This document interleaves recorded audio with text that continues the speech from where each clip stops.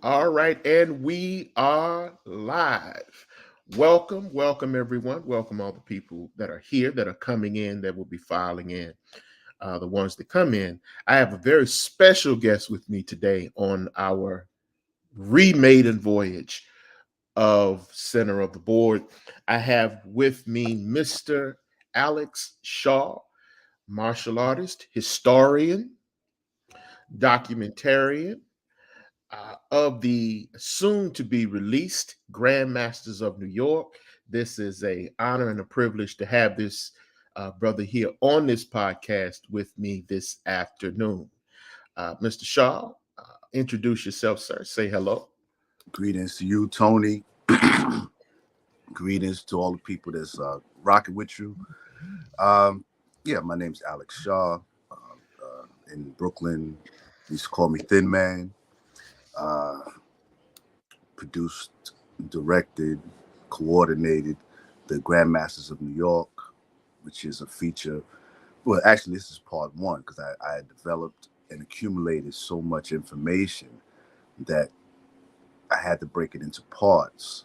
But it is my uh, years long journey. I would say about 6 years journey with some of the black martial art masters and grandmasters in the New York City area, interviewing them, getting to know them, training under them, um, grieving, mourning for some of them. A few of them have passed, and Grandmasters New York is my compilation of what they had to say about various topics, about New York, about martial artists, about racism in martial arts, the history of martial arts, the aspects of martial arts that we black people have been left out of, just like with in other fields. And they filled in a lot of blanks, and they opened up a lot of, dealt with a lot of topics that people just not familiar with. And that's pretty much what I've been doing with that.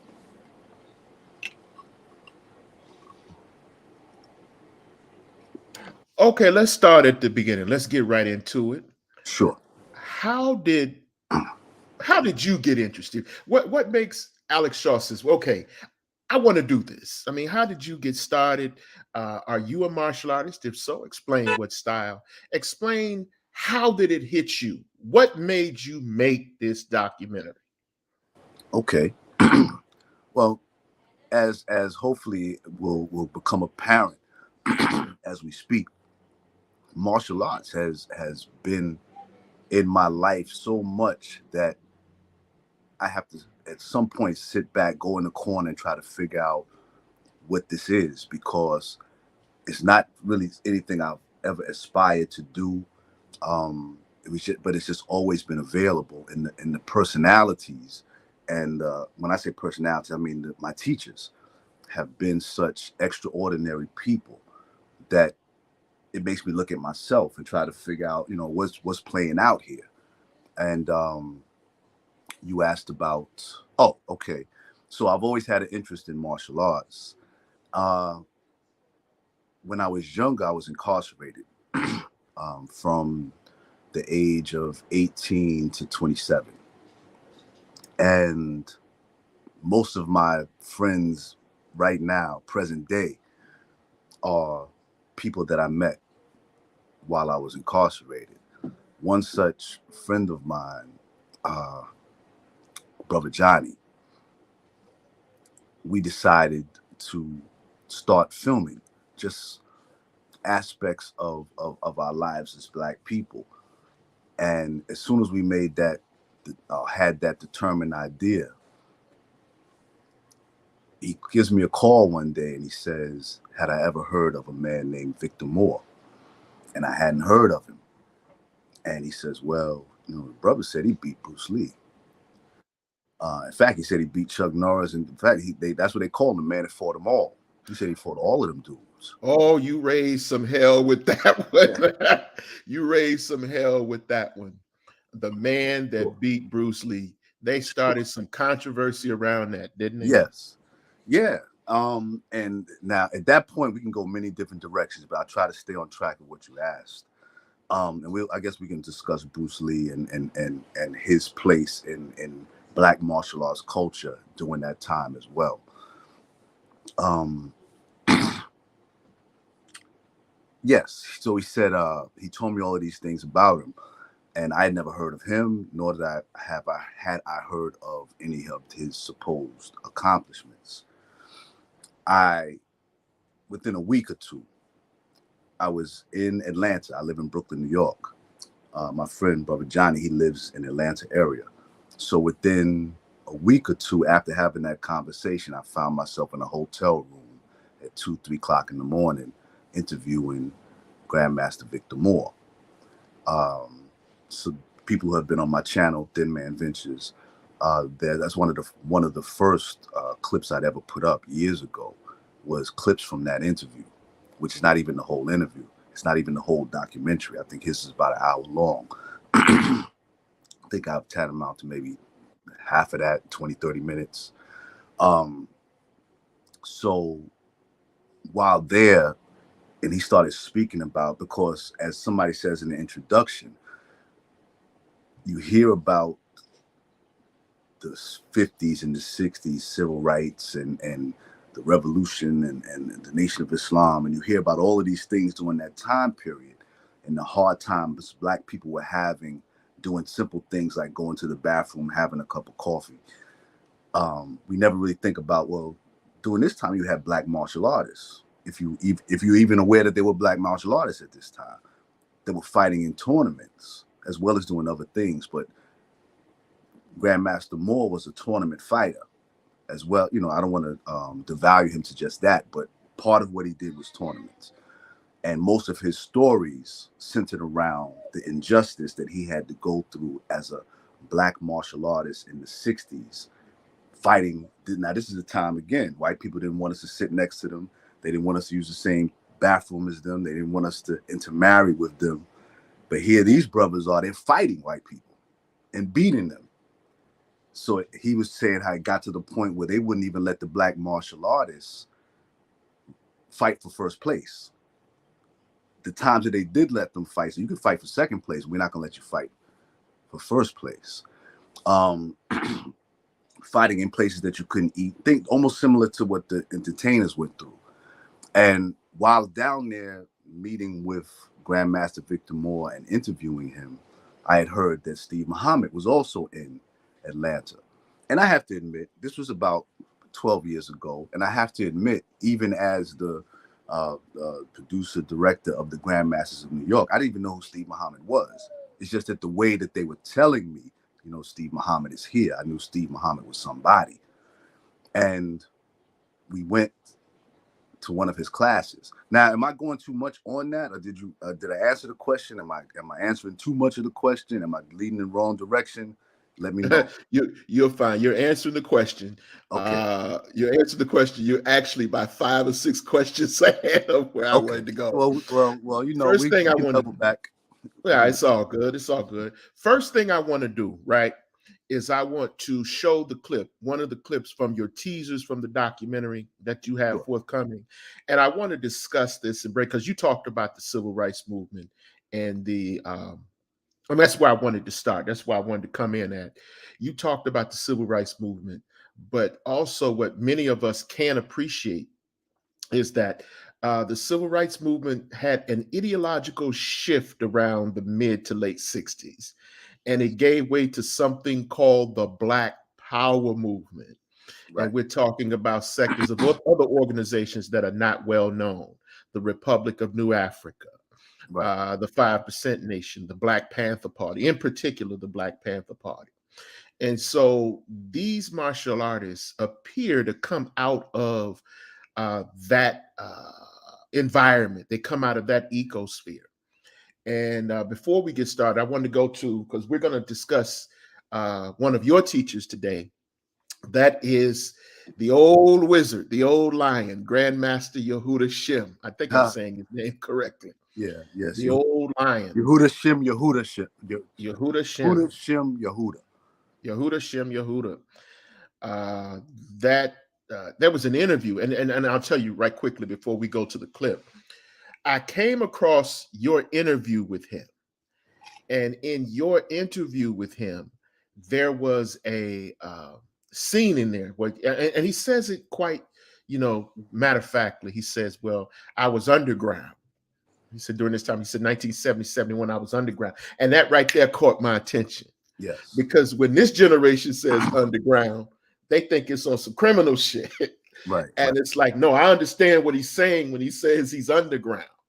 Right. So another thing that's immediately apparent from your clip is that most of these instructors were actually activists during the late 60s and early 70s.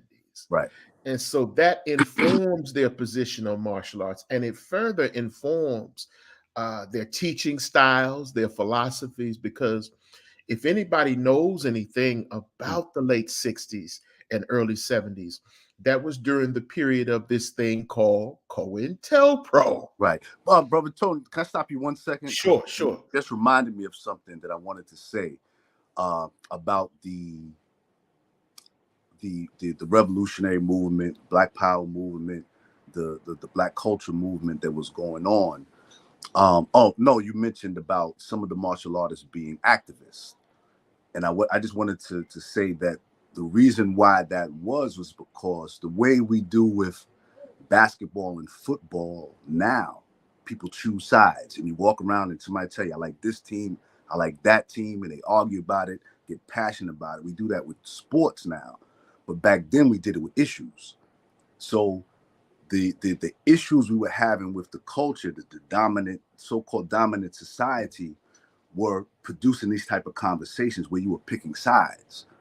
And since usually when it comes to people, rising up and fighting back, it's always the ones in the street, the ones in the prisons, the ones that don't have, that are the first to join on because they don't have anything to lose, so to speak. They don't have the jobs, and they're not on television, and they're not whatever people have to lose. They don't have that.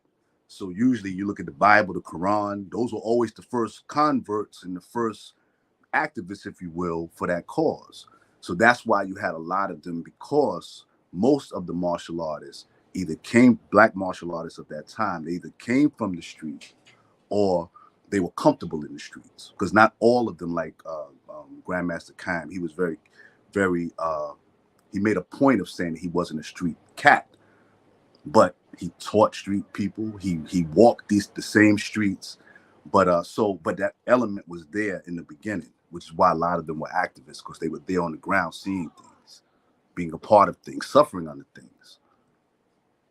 What struck me is, again, he mentioned that like tangentially, matter of factly, and I'm like, whoa, we can't breeze over that, because that's important. Yes, that's important, especially when you understand. I mean, if we go back to that period, right, and we look at what was going on in New York City, and we look at the type of fervor that was going on, not just in New York City, but across the country, especially the major metropolitan areas, not so much in the South, but especially in areas like New York, Chicago, Detroit, Cleveland, Boston, and whatnot. And you see that this militant edge, especially during the era of what would become the Black Liberation Army, and you see that a lot of these people are on the fringes of that. You hear that mentioned in the documentary. And so without further ado, I want to go ahead and play a clip from that documentary. And I want to get your feedback with respect to those issues. Right. So you're playing one of my clips now. Playing one of your clips. Okay, cool. Playing one of your clips. Let's see, that should be fun.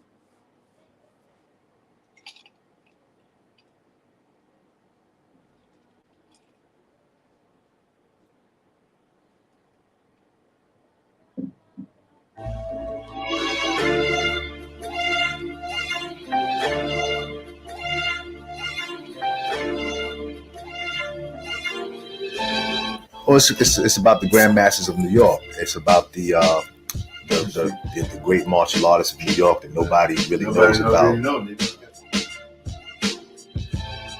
And I noticed that, like, when we went to North Carolina and we interviewed Grandmaster Victor Moore, and came back to New York and started doing interviews. It's like martial arts in New York had like a real underground type flavor. It just. And this is the time we live in, my brother. The European asked me, he said, what makes you a grandmaster? My son. And my son got children. And my son's children keep going on, then they got children. I said, sir, what that make me? They had brothers teaching in the cellars.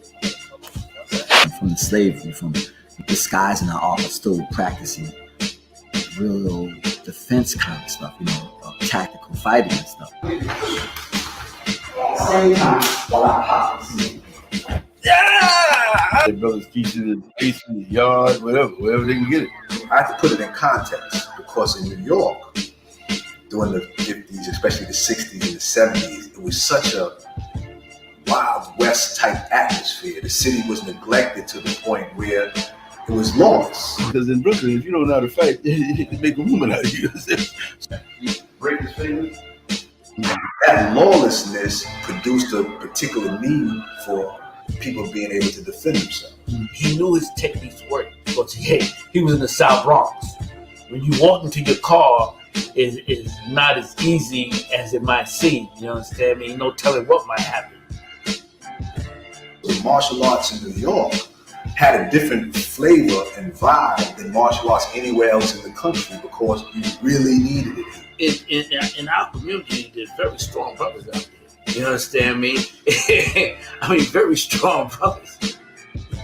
So that produced a certain type of student. It produced a certain type of teacher. And in the 60s and the 70s, I believe you had a period in martial arts history and in black history that you never had before. In my era of the martial arts, that's when they would call the boxing rebellion. That's why they had the rooftop fights, the underground fights, the Grand Street fights, the Birch's Garden fights. The street fighters would come to try to test their skill with the real martial artists. You know what I mean? We've been running around for the past almost 2 years, compiling it, putting it together, talking to some of the martial artists themselves, some of their students, and just trying to put together a timeline and a history. We beat everyone. We had no armor at all. We beat them with them Bokens. I got pictures to show you that we beat them with Bokens. I leave it there because that gives me memories about what I did. I mean, I went through a lot. I beat a lot of people, man. New York is a tight place. It's built up vertically. So you have all these black martial artists that in one way or another they know each other. And without even asking, they'll verify each other's stories. We knew each other. We were friends. No matter what it is. And move forward. These were martial artists.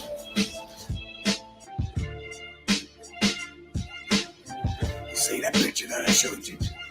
I was a master because I put in the work. I was teaching and kicking 1,500 kicks a day. When you had people like Dr. Moses Powell. Moses, greatest student. And little John Davis, so was Mo's best. Them boys, woo, rock and roll.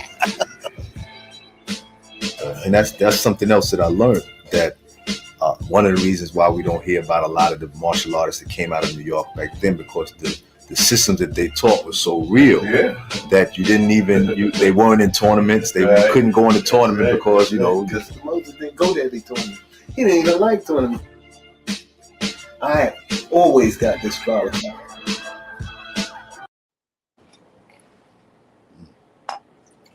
I saw a smile come on your face there for a minute. You saw a couple of them come on your face for a minute. That's a very unique experience for me because that's never happened. I've shown not a lot of, I don't know the people out there that have seen it, but I'm showing it to people that I know are getting feedback. But what you just did, that was special. Well, let me ask you this question. We hear a lot about, they keep saying New York during the 70s. I think a lot of people don't understand how wild New York was in the 1970s. That was the blackout. I'm sure you're old enough to remember the blackout of 76 and 77. Yes. Where the city just went bananas during Right. that period. Right. And three prevalent themes that you see in this movie is the old constant, social ills, drugs, violence, poverty. These things go into the backdrop of the politics of the time that give rise to the types of conditions that will create these martial artists you're talking about. I Right. noticed that when Grandmaster Dinkins and Grandmaster Khan came on, a smile came across your face. You want to tell us, enlighten us a little bit more. We'll start with Grandmaster, the late, great Grandmaster Khan. Okay. Who was Grandmaster Khan? Okay. And if you will, remind me, I do want to go back to something you just said about how New York was in the 70s. Well, let's start there first. Okay. Because that's really, that's always where I start. Because it was in 1944 in a town outside of Mississippi. I don't know what it was called, but they unveiled, if you will, a mechanism, a machine that picked its own cotton. And this particular machine, it did the work of 50 men, which meant that once that machine came out and started to spread, they didn't need sharecroppers anymore. And after slavery, that's pretty much all we were allowed to do in the South was sharecrop. But I don't want to say that. I mean, you probably have people doing other things, but a great amount it was the predominant industry. Sharecropping was the predominant industry because you had a lot of low-skilled workers. Right. I mean, you just released people from chattel slavery. Right. Reconstruction was destroyed. We had some Black colleges and institutions, but the largest or the most significant sector of the Black populace in the South were agrarian. They were agrarian workers, which means they were sharecroppers. They worked on their old plantations as sharecroppers. So, I mean, it is what it is. Right. And in that particular time frame, coming from being slaves or slave culture to being sharecroppers, it's almost like our people that were down there, they didn't really think about going anywhere because it was still a step up. Sharecropping was terrible. They were getting robbed, but they went from slavery, from getting nothing to getting something for your work, and not really being mobile like that. They just stayed, and for generations we did the sharecropping thing. So when that mechanism came out that picked its own cotton, and it made sharecroppers obsolete, what happened, and then you also had agents, white agents from the North that would come to the South, and they would tell our people about how much better it was up North, how much opportunities it was up North. They didn't tell them that when they got up North, they were going to be living in the slums and in the ghettos. But so they fluffed it up real nice. And from what I've learned over that next, let's say 20 years or maybe less, that migration of Black people from the South to the northern cities is the greatest human migration outside of natural causes in history. That's how many of us flooded the cities. And when we got to the cities, let's just take New York. When we got to the cities in New York, all of these, let's take Brooklyn, which I'm more familiar with. The areas that are known in Brooklyn as being Black areas, Bed-Stuy, Brownsville, East New York, Crown Heights, Red Hook. Well, I'm not sure about Red Hook as far as back then, but all of these neighborhoods, white people lived here back in the 30s and what have you. That's why you have brownstones in Bed-Stuy and brownstones in Harlem. Those are fine buildings. So you know they didn't build them for us. White people used to live there.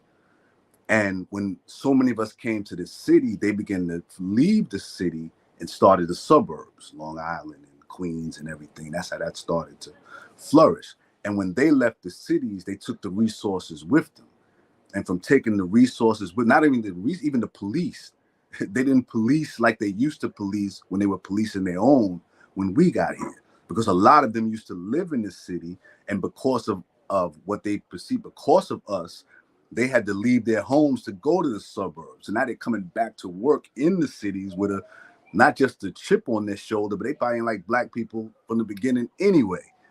So that's where the not only the neglect, but the brutality and all of that comes into play. But we weren't here to brutalize to that amount. And that's when you start seeing about the burnt down buildings and the abandoned buildings and the crime. Because of that, the police, everything was withdrawn from the city, and the city started to go down. So by the time you get to the 70s, it's down. I remember I was born in 1970, and I remember growing up, there just used to be packs of wild dogs just walking through the neighborhood, and it was common. Not so common that you weren't aware of them, because it's like, you know, in the jungle, everybody's not always attacking everybody, but when this species sees that species, they're on alert. So you had these dogs going around, and the crime and the chain snatchers and the purse snatchers and all of these things going on because we were policing ourselves. We weren't even policing ourselves. We were just surviving together. And you always have wolves, and you always have all the other types of negatives going on, and there was nobody there to check it. I always use as an example graffiti. There was a big graffiti movement in the 70s, and if you look at some of those burners that were like masterpieces on the train and in certain locations, what I always tell people, when you see those pictures, the first question you should ask is, where were the police? You know how many hours it probably took to create that? Where were the police? So that lets you know how lawless it was in New York in the 70s. That's the part I wanted to add, how it got that way. Well, one of the things, of course, history supports actually that position and what you're saying, because to add into what you were saying, they had this thing called restrictive deeds. Restrictive deeds is probably the biggest aider and abetter of creator of the inner cities, because what it did was that it allowed them to, in certain neighborhoods, when like a lot of the veterans were returning from World War I and World War II, both World Wars, when they walked into these neighborhoods that you were talking about that were primarily white, the real estate owners put in the deeds that they could only sell their property to other white people. So that effectively kept Black people out of suburban neighborhoods. It kept them out of the more prosperous neighborhoods. And you had a situation to where these neighborhoods were initially prosperous when a few, what I call settler migrants from the South would come up. But then after a while, you got this pool of low skill. You got this pool of people with low skill labor or low skill, very low physical skill, I should say employment skills. You have this pool of unskilled labor. That's what I want to say. Unskilled or low skilled labor. You got these people in Harlem. You got these people in Cleveland. You got these people in all the major metropolitan areas. And some of them, that's during the period in the South, I don't know if you're aware of this, a lot of the schools only went up to maybe the 3rd or 6th grade. So these people that are coming north are people that are coming north. They don't have an education, not by any fault of their own. Right. They don't have any type of skills for an urban environment through any fault of their own, but they were able to get employment in the factories as support for the war effort. So the factories would bring a certain degree of prosperity for a period of time, but then as the tax base would leave, and that's the people that had the clerks' jobs, that worked in the banks, the white people that worked in the banks, that worked in city government, as they fled the city, they took the tax base with them. So as these people are flooding into Brooklyn and they're flooding into all of the boroughs, you have all the white people under the restrictive deeds fleeing to the suburbs. Right. So you have this pool of unskilled workers packed together in places like Brooklyn and the other boroughs. So you just let nature take its course. Right. You just let nature take its course. Now, I noticed that in your documentary, Brooklyn is represented I mean, Brooklyn is represented. I know you're from Brooklyn. Was that perhaps the emphasis on Brooklyn? Because there's a nucleus in this film where all of these grandmasters hail forth from out of the Brook. Yeah, I mean, I'm sure it has a little bit with that but really what it is that, and again, a little bit of history. There was a time when if you didn't live in Harlem, any place else was considered the country. Brooklyn was considered the country. Even in Whoa, stop. Let's let that marinate for a second. I want you to repeat that again. Brooklyn was considered what? Country. Country. Not only was as in hick country. Compared to Harlem. Oh, okay. All right. At least that's what they were saying in Harlem. I'm not even saying that was so.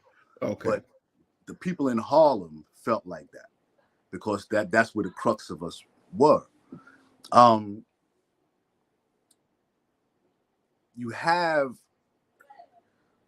sorry. I forgot what I was saying, brother.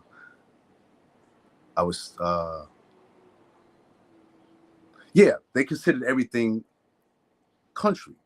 Even when I met Grandmaster Rico Guy, he lived in Brownsville Projects growing up. His dojo is the longest running dojo in New York City, is in Greenwich Village. It's been there about 40 years now, I believe.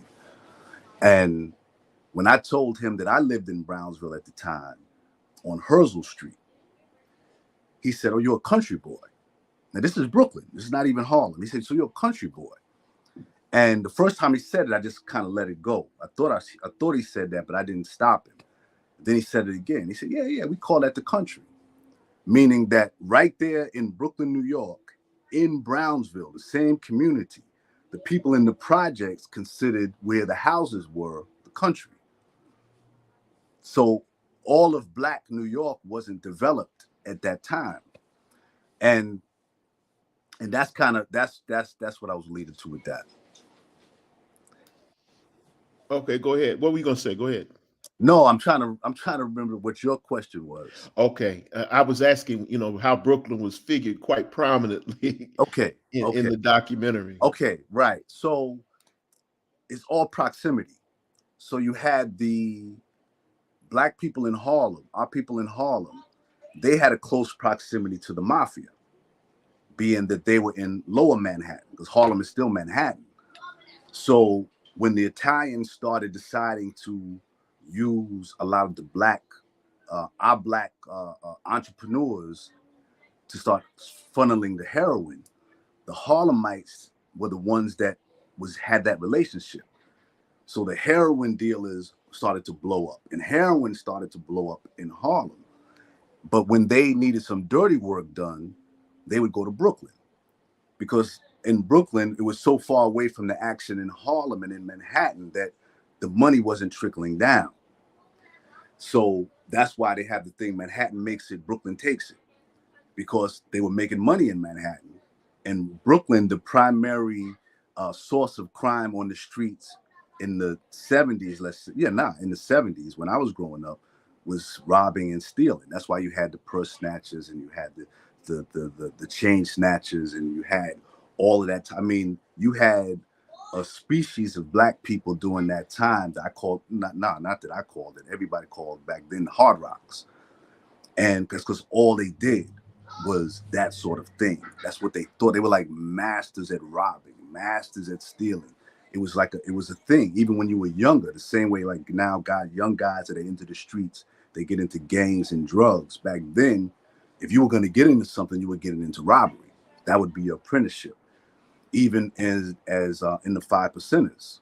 When I first became interested in the Five Percenters, one of my friends told me, all right, the older guards are going to come through. They're going to want you to rob stores with them. You let them know that that's not what you're in it for. That's how prevalent the robbery thing was. So not only would the drug dealers from Harlem come to Brooklyn for the dirty work, there were also some very ambitious stick-up guys in Brooklyn that would go up to Harlem and rob some of the drug dealers or whoever. So you always had that spirit in Brooklyn. And so that's one of the reasons why so many of the martial artists in the documentary are from Brooklyn. Yes, it's because I'm from Brooklyn, but also the path led to them. Dr. Moses Powell started his system in Brooklyn. Go Sensei Ronald Duncan, George Cofield, the ones that you're going to ask about. All of them were in Brooklyn. But these are the names that even if you go someplace else, another state, those are names they're going to mention, not me. Everybody. Okay, that's I mean, that makes sense to me. So I guess as we move on here, let's begin to get into a little bit more of the meat of this situation. Let's talk about some of the people that we saw in that first clip. Let's start with Grandmaster Calm. Who was Grandmaster Calm? The late great Grandmaster Calm. Who was Grandmaster Calm? Where was he teaching? What was he teaching?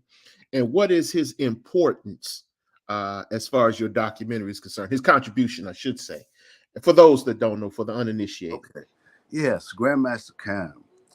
See, when I have somewhat of a martial arts background before I started this project, but I didn't know martial artists. I knew of Dr. Moses Powell, and I knew of Grandmaster Robert Crossing, Sugar Crossing, because he had a dojo on the corner. In fact, right where I live right now, he had a dojo right on the corner. And so I saw him coming up, but I didn't. Most of these martial artists that are in the documentary, when I first started, I didn't know any of them. And the pardon me, I keep forgetting your question, brother. What is your question? I asked about Grandmaster Calm. And so a lot of them that I met, they would start directing me to each other.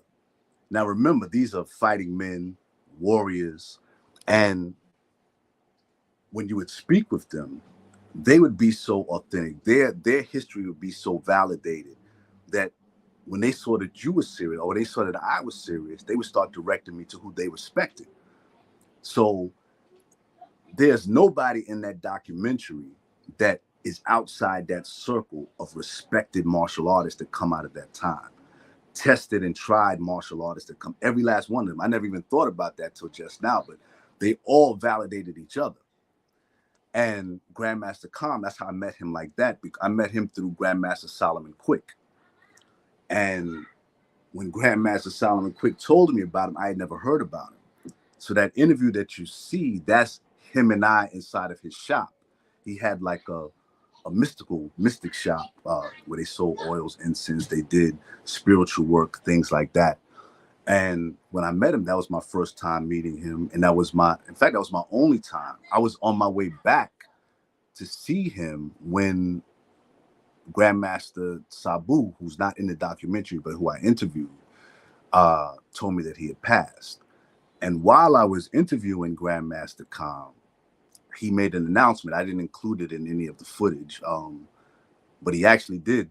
He intended for it to be included somewhere, but he announced that he was at, I think it was stage 3, stage 4 cancer. And that's why when you speak, you hear, like you said, the raspiness of his voice. He was passing away as we were doing the interview. And after the interview, he asked me, he said, I don't know if you do this, but I'm asking you respectfully. You know, he framed it nice because he knew he was making a big request, but he wanted to have all of the footage from our interview. And I told him that I've never done it before, but I would give it to him. So the day that I found out that he had passed, I was on my way to see him to give him the footage. And he developed a system called Black Kwando. And pardon me, that's my son back there. I don't know what he's doing. But my wife is out there, so he's okay. He developed a system of Taekwondo called Black Kwando. Now, some probably might even scoff at that, but you have to understand that during that time, the black martial artists, like the picture I think that's displayed by you, that's Dr. Moses Powell, O-Sensei Ronald Duncan, and O-Sensei George Cofield. One was a ninjutsu practitioner, one was a jiu-jitsu practitioner, the other one was a karate practitioner. But they were all in Brooklyn, so they were friends. and they would intersperse techniques through each other. That's why New York martial art is so unique because you have the synthesis of martial arts going on. And so when Grandmaster Kham said Black Kwando, it sounds like something he just made up, but really, after all of his years in martial arts and moving in these different circles and learning from all these other systems, what he was doing wasn't Taekwondo anymore. It was something else. So he had to call it something else because it had all of these other elements. Even Grandmaster John Dinkins, when I went to go interview him, I sat in and I watched one of his classes. It was a children's class. And Grandmaster Dinkins is a Shotokan practitioner. And while the children were practicing or warming up to start the class, I saw them doing jujitsu rollouts. And I know, seeing that Shotokan hails from Japan, they're very strict with how they pass on and disseminate the information. It's other people's stuff. And they're very respectful of that. So it caught me that they're doing jujitsu rolls in a Shotokan class. And later on, when we were talking in the interview, he was saying, because I asked him about that. He said, because on Saturdays, because he'd already told me, he said, I told you on Saturdays, I would go see my friend, Moses Powell. And that's what they did. We learned how to do it. It's effective. Why wouldn't I teach it to these children? I don't care what they're doing other places. I'm going to show them how to use their body in that way, how to roll out. So Grandmaster Kham, he was a respected Taekwondo practitioner on Nostrand Avenue in Brooklyn, in Bed-Stuy. Did he fight tournaments? I'm not sure if he fought tournaments because most of his reputation is just from being in that area. So that was him. But I only met him that one time. That's why I don't have a lot to say about him. I don't have a lot of experiences with him, although he did make an impression, because those clips that you see on YouTube, those are things I decided, because I have so much footage of them. These were things that would have never made it into the documentary. But as you're interviewing them, they're saying things that's catching you at the moment. And you already know you're going to do something with it. There's no way I'm not going to do something with that information. Then you run into somebody else and you see it coming together in your mind, because they're all telling the same story, but they're not collaborating, but they were just there. So that clip with him, he was just on my mind. And I went through it one day and I put that together. But that's just him and I sitting in his dark, I have a hard time even explaining his place, because I've only been there, I think, once or twice just to do an interview. I didn't hang out there. But it was a very mystical, spiritual setting. And Grandmaster Dinkins? Almost the same thing with him. There's certain grandmasters in the documentary that I began to know very well. But what I'll say about Grandmaster Dinkins is that he has the oldest dojo in Brooklyn and maybe the city. I know he's right behind that. These two brothers, Grandmaster Rico Guy and Grandmaster Dinkins, one in Greenwich Village in Manhattan, one in Brooklyn, New York. They probably have the oldest dojos in the entire city of New York. So as I started making my rounds and meeting these men and doing these interviews, I would find that some of them would direct you. Not only would they direct you to other ones, they would question you if you hadn't spoken to certain people. Because you can't go around New York, Brooklyn, and say you're doing a documentary called The Grandmasters of New York and not speak to certain people. And Grandmaster Dinkins is one of those people. Because I would speak about what I was doing, and they would say, well, okay, that sounds good, but have you talked to Master Dinkins? Like, you're full of shit if you ain't talked to Master Dinkins. So that's how I ended up meeting him and going to his dojo. And while I was there, and he was very careful, as was Grandmaster Crossing. I went by his class one day. I met with him. We spoke. He took my information because he had to give it to somebody that was younger to check me out, because he didn't know me. I didn't know him. But also, he was very fond of Grandmaster Crossing. And at that time, I was working closely with Grandmaster Crossing. So that chipped away at some of the ice, because he wasn't looking for me. He wasn't looking to do interviews. That's why you don't really see him on interviews. So that's not really his thing. So it took a little bit of work to get to that point, even with Grandmaster Crossing. Grandmaster Crossing helped me ford the bridge to Grandmaster Dinkins, but it took me a year to get an interview with Grandmaster Crossing. And I told you, he had a dojo on the corner of my block when I was growing up. But he's also was very careful, because Grandmaster Crossing, and I'll get back to Grandmaster Dinkins, but Grandmaster Crossing, out of all of those martial artists, was the closest to becoming a star. I've heard other martial artists, Grandmaster Urban Muhammad in particular, say that if it wasn't for racism, Grandmaster Crossing would be Jackie Chan, or whoever else is known for doing martial arts, very physical type movies. And Grandmaster Crossing is a real exhibitionist, as well as a top tier respected martial artist. And because of that, and him getting so close, he didn't just want to sit down and talk to anybody. So like I said, it took me a year of just kind of hanging out with him and stop. No, not hanging out with him. I would pass by his dojo and I would just stop by and I would go see him. I did that for a year before he decided to sit down with me. And he's actually a little upset with me right now, because we ended up doing so much together that he expected to see something by now. But really, it's just that we were together and we just filmed everything.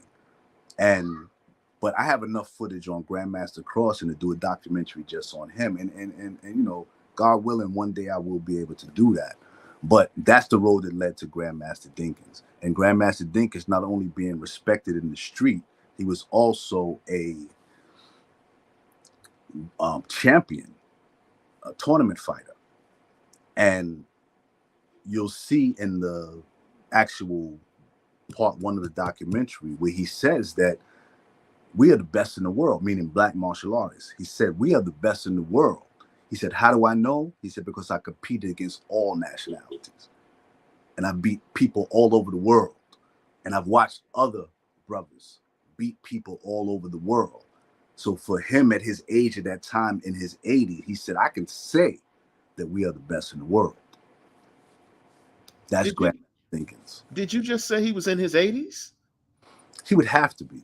At the time you guys did that interview, he was in his 80s. Yeah, he was one of the oldest. Grandmaster Cam, Latif, Professor Latif Sadiq, and Grandmaster Khan, they were the 3 oldest.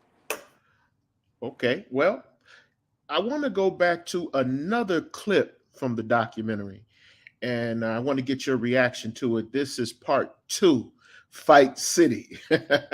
Right. One of the more interesting and applicable aspects that tells the story of New York martial arts.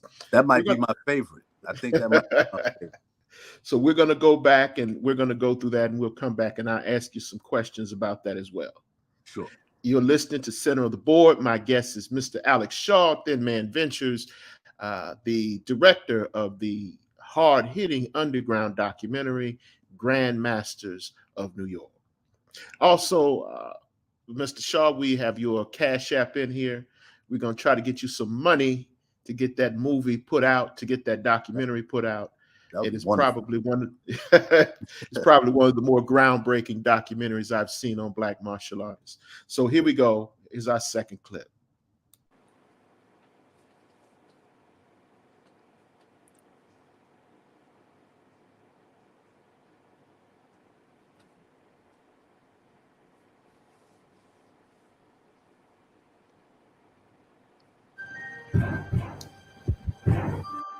Now, Brooklyn would fight just because. In the middle of all this, a young man was stabbed, and the police were called. Even though you're playing with your neighbors are hard.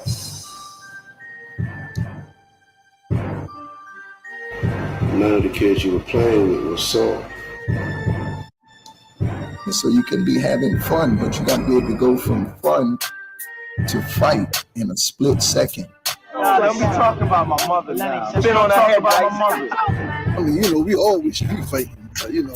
You know, I don't let nobody. You know, you in the street, you fight. I wasn't even squealing, man. Back in them days, you used to call it a fair one. What we call them bumping. You had to have, have something to do with your hands, and you could fight. We had to have Knuckle City. But I was good with my hands. I'm very good with my hands. I was a fighter. All I knew was to fight. That's all I did. Back in the early 60s, we fought everybody. When you got down to a fight, it wasn't about boxing. It was about a fight. With a little trash can and car antennas thrown in for good measure. And after a while, they see how good I was. They asked me, yo, I teach you the martial art. You teach me how to box right there. There's 5 different type of fights going on in New York. There is a difference from borough to borough. And then you had the brothers from Harlem that would pop up. Manhattan fighters have a lot more style to them. And coming from Brooklyn also, you understand me, it gave you a little more special spin. Because we used to have the battles, New York versus New Jersey. Coming from New Jersey, is that there's a difference in New York martial arts. I didn't understand that. I came from the KA system. You hit hard back in the old days. We started finding out everybody up in the suburbs weren't soft, and then you found out that you thought everybody downtown was hard, and then you found that cats were soft. You could be a black belt in the dojo and a white belt in the street. Rigid styles with the fist staying out there and the one punch. In the streets, that's the dojo. The street fighters would come to try to test their skill with the real martial artists, you know what I mean? Dr. Moses Powell would say, yeah, you know what? I see your belt. But what I want to know is, can you fight? That is a good place to stop right there. Yes. That segues into our next discussion here. We're going to talk about some of the people you see in that clip, but one of the main things is that struck me, and one of the main things that people respect about New York martial arts is its applicability. Right. As a matter of fact, New York gave birth to another style of martial arts, which today is known as urban martial arts. Right. How applicable it is to street situations. You heard, I think his name was Salim Abdullah. He says you could be a black belt in the dojo and a white belt in the streets. Please explain what he means by that. What's your interpretation of what he means by that?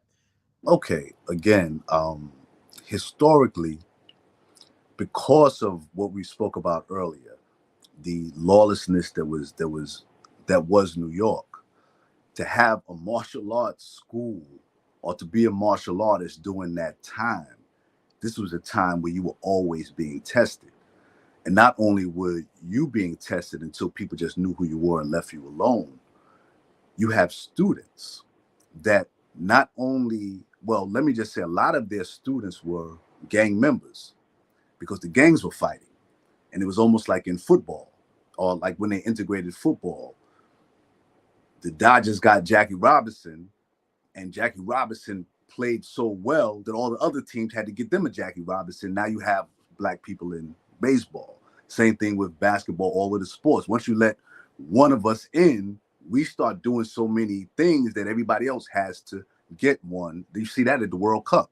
You have European countries, they have all black teams. So because of you asked about what again, brother? I have a tendency, I forget. I have so much stuff going through my head, I forget what you asked sometimes. We were talking about the applicability of New York to real fighting arts, Right. real style martial arts. Right. Its So applicability is how unique it is. It's not theory, it's actual practice is what right. works. Right. So you had gang members that was studying martial arts, and you also had your students. They're running the risk of getting their chain snatched, their purse snatched, raped, robbed, just beaten up, bullied. Or you had all of these all of us living under these conditions, and you have a teacher of martial arts. So every time your students leave you, they're testing what you just taught them. So it has to be applicable because they needed to apply it. So you had all of this going, and not only did you have that phenomenon going on amongst the teachers themselves, that's how they competed. It's almost like when hip hop first started, the MCs in New York, they used to compete over who could have the most intricate rhymes. They wanted to make a lyrics where you would have to listen to it 2 or 3 times to actually unfold what they were saying. But the same thing was happening with the martial artists. They wanted to have the most realistic and the most, like you say, applicable systems of anybody. And that's what was really flourishing. That type of martial arts. And you have different, what I call species in martial arts. You have some that come into the martial arts because they want to be a black belt, and they want to teach one day, or they want to make this a career of whatever reason. And these are the ones that have to learn the ABCs and the 1, 2, 3s and the intricacies of the system. But then you have others that they just need something now. They need something to deal with what's happening in their life, present time. And like I call them species. And sometimes we get our wires crossed and we think we don't like martial arts because the guy that wanted some self-defense, they threw him in a black belt track. And that's not what he went there for. Children. You have children that go to martial arts that are getting, I hate to use the word bullied, but because we didn't really use that. I think I'm saying something they say on TV, but I don't know what we called it. But children that are getting bullied severely, and somebody has the sense to put them in a martial arts class, but when they get to the martial arts class, they put them on the black belt track. They put a gi on them, give them a white belt, and have them going like this for 6 months. That young man or young woman, they don't have what I call a white belt problem.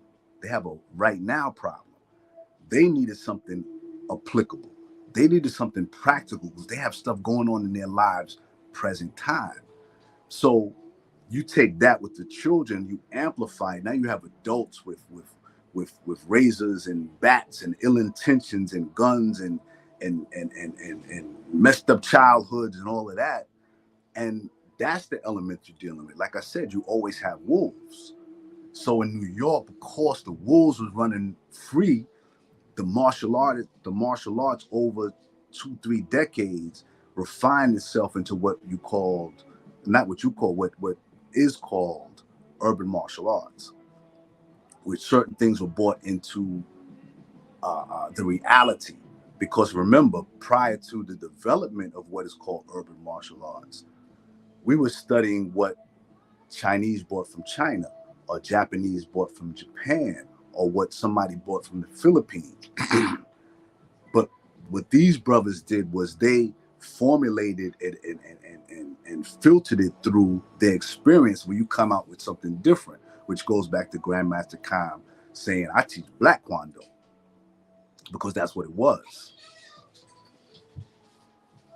Another thing we hear about here, we see in the movie, we keep hearing, the differences in the boroughs. I think you hear a gentleman says, Harlem, the fighters in Harlem were different.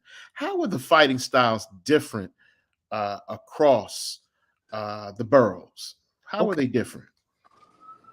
Well, the experience is different. A lot of the action was in Harlem back then. But again, since there was a lot of money, street money in Harlem back then, Harlem developed the Flash. So even in terms of fighting, Harlem fighters had a flashy type style. It's like almost like in the movie White Man Can't Jump, when the guy said a black man would rather look good and lose than to look bad and win. That's almost like a Harlem type attitude, right? And like I said, Brooklyn has always been harder. Even if you study boxers, you know, Brooklyn is, there was a term they used to use coming up when I was younger, knockout artists. You know, when you have, there were people that just, that's what they did. And really, most fighters coming up out of Brooklyn, that's what they were really looking for, to knock somebody out. So there was a very aggressive style. Almost like in hip hop, you have a certain vein of hip hop that goes through Brooklyn. Queens, like the 5% is called Queens the Desert, is further out. And of course, this is before internet and all that, because everybody's close now as far as influences. But back then, when it came to hip hop, breakdance, and martial arts, things would come to Queens. Now, this, what I'm saying now, I also heard the 52 Blocks artist Light Burley said, he's the one that brought this concept to mind. But he said that in Queens, because they get things later, they have a more of a scientific approach because they have to study it. It's not around them naturally and organically. So when they see something they like, if they want to do it, they have to study it.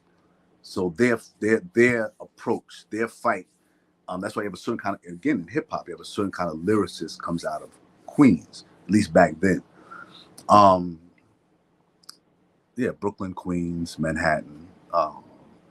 You know, you have a martial arts community, which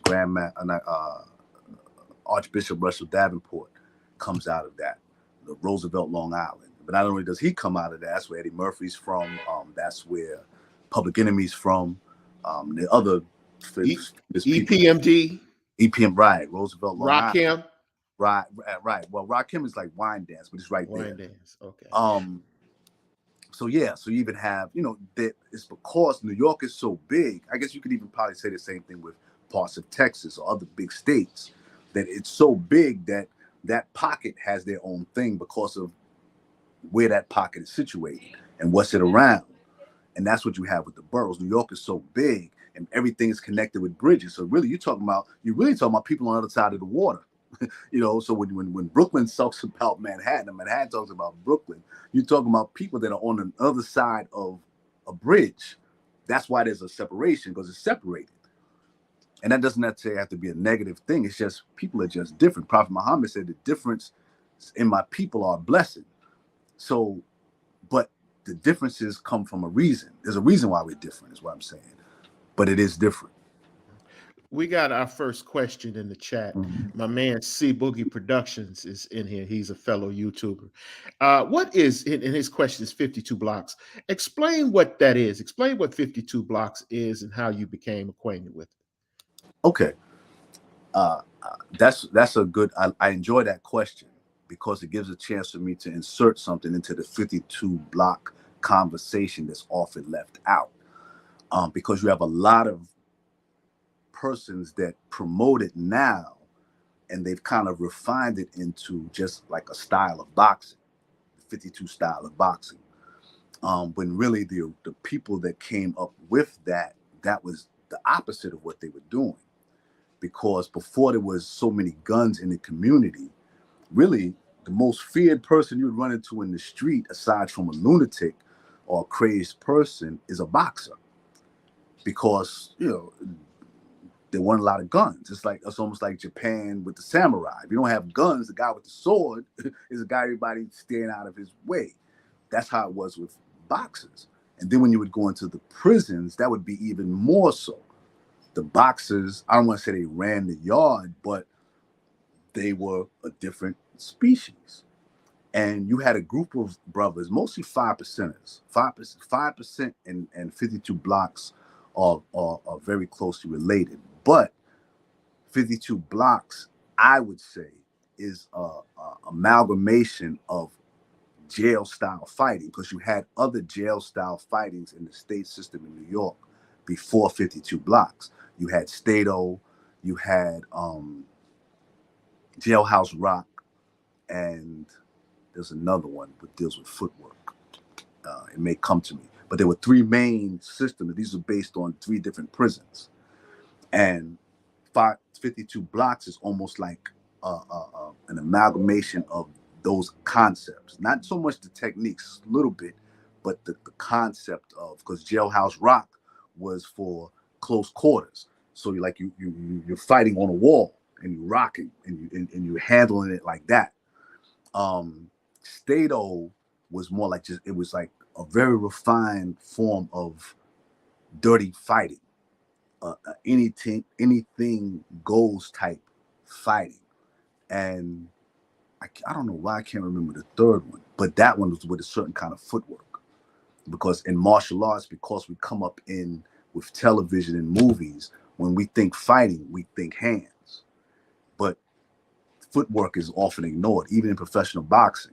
You have a lot of professionals with belts that have no footwork today. It's something that's just been it's our culture. Like I said, television, it makes us not really focus on that. I think that's my my take on it. And I don't know if I answered your question. Well, yeah, I was asking basically what is 52 blocks. Right. Okay. No, but let me. So, yes. Well, So he asked this question. He asked, is it any part of martial arts taken from Africa or just Asia? 52 blocks is not African or Asian at all, right? Right. Yes.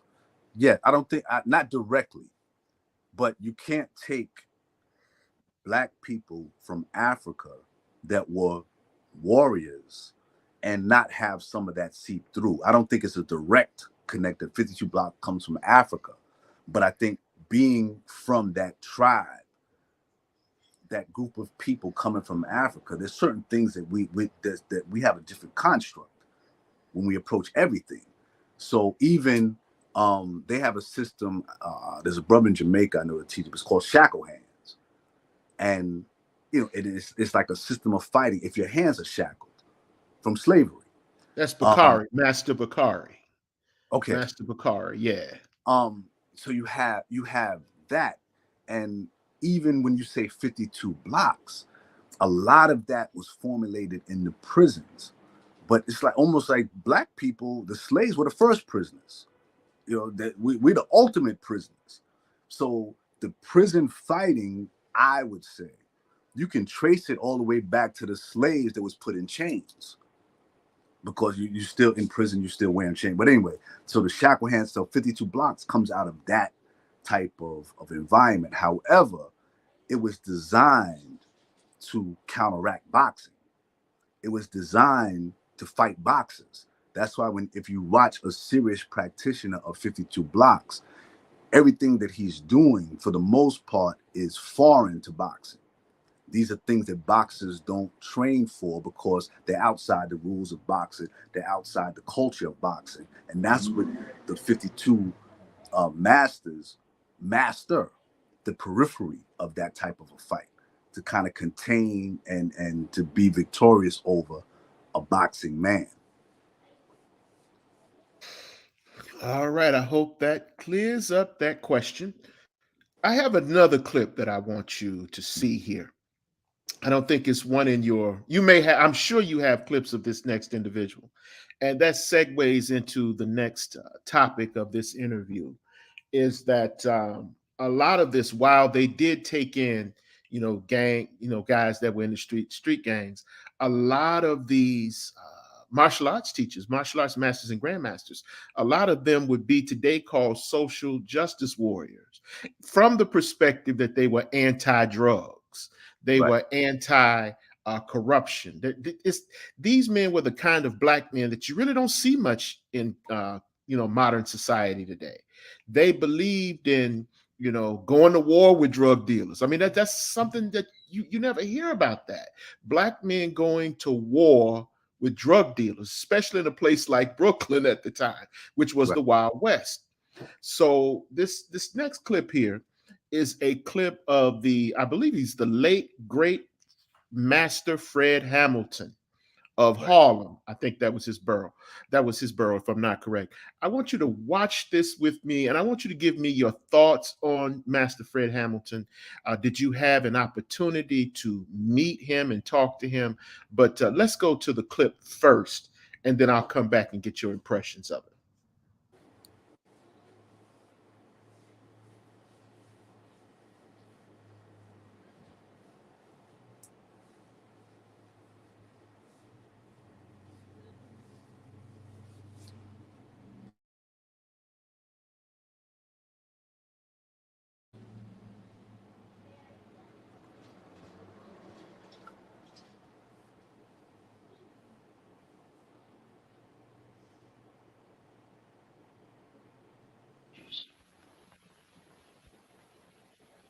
Close your eyes. Think about who you are. Sit straight. One of the things I want you people to remember all the time, look at me, is that you're not stupid, you're not dumb, you're not ignorant. Your ancestors were kings, queens, royal people. You're the most beautiful, sensitive, brilliant people on earth, if you want to be. Or you can be just what people say you are. Sit still! That's undisciplined. Man came on television the other day and said he wants to protect the teachers from you all with switchblades.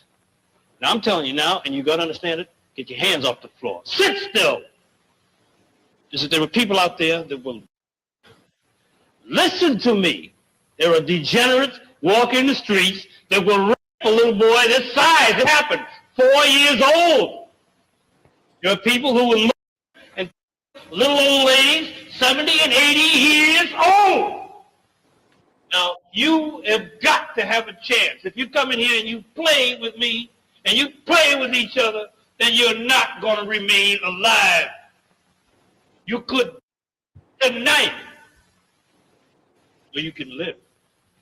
You live in here, you live proud. If I ever hear of one of you out selling drugs, I'm going to hunt you down. If I hear of you selling drugs to some other kid, I'm going to hunt you. I'm going to get you. Did you hear me? They're not to be called any funny names. They're not to be abused. They're to be treated like they are. I don't care what nobody says downtown about putting the MS in front of their name. These are your queens, and they'll be treated that way. Is that understood? All right, now when you come to, I want you to roll up and stand on your feet like you're proud. Get your hands off the floor. Start thinking about who you are. Inside of yourselves. Start to roar. When you come to this feet, you come to your feet like a group of animals. I want you mean and tough when you come up here. You ready?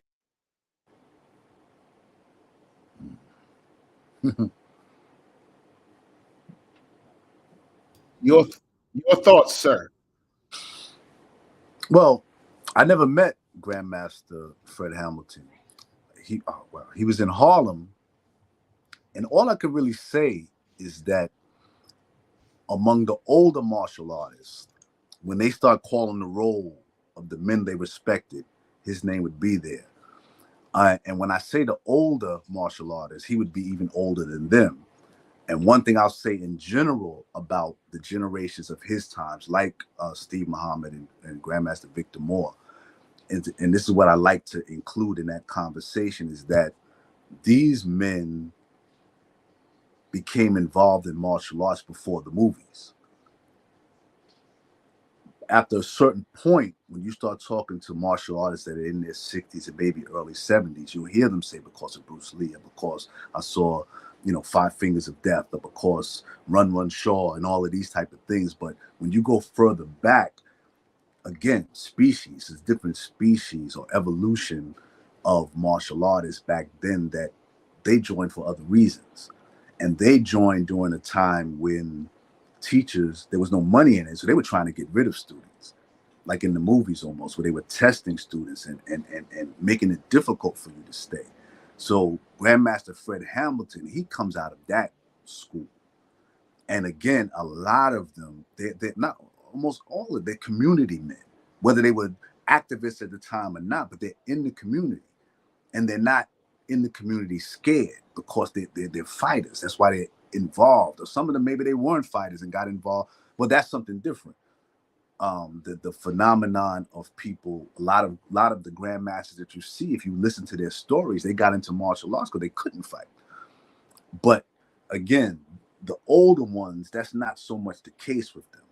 They come from a hard time. They were hard men already. And when you take techniques, and as in the case with Grandmaster Fred Hamilton, you take a man that's just hardened by life, or a boy that's been hardened by life and his circumstances and environment, and then you sprinkle some martial arts techniques, and he has some natural talent and ability in that, you're getting a very unique person that is a weapon. I want to go back to the question. I think I misunderstood his question. C Boogie asked the question. His question is any part of martial arts taken from Africa, or is it just Asian? Okay. this is my position, and this is my answer to that question because it comes out a lot.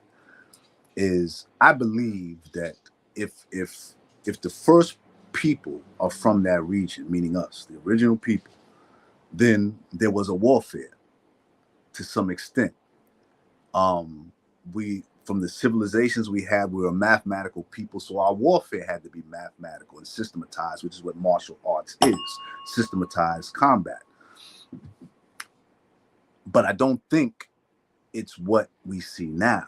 So I think if it started in Africa, you have Iran and India, which I think historically they say that was the route that it went through. And from India, Bodhidharma went into China and started teaching the monks about the movements of the animals, because they were stiff because at the time they weren't fighters, they were praying and they were meditating. So we started introducing animal movements to them. And the Chinese, being a small people, they took, like I said about Queens, New York, they took a very scientific approach to martial arts, and they started to study it. And that's why the medicines and all that type of culture, they wove that into their martial arts. So it became something different. And then from China, you get it going into Japan. And the Japanese, they are more aggressive. And they took martial arts and they militarized Japan for what I think was like almost 1,000 years. Nobody's ever done that. They had a military culture where the samurais ruled, and the samurais meant everything. And if you wasn't a samurai, they didn't even bother to learn your name. You were just the gardener or the teacher or the plumber.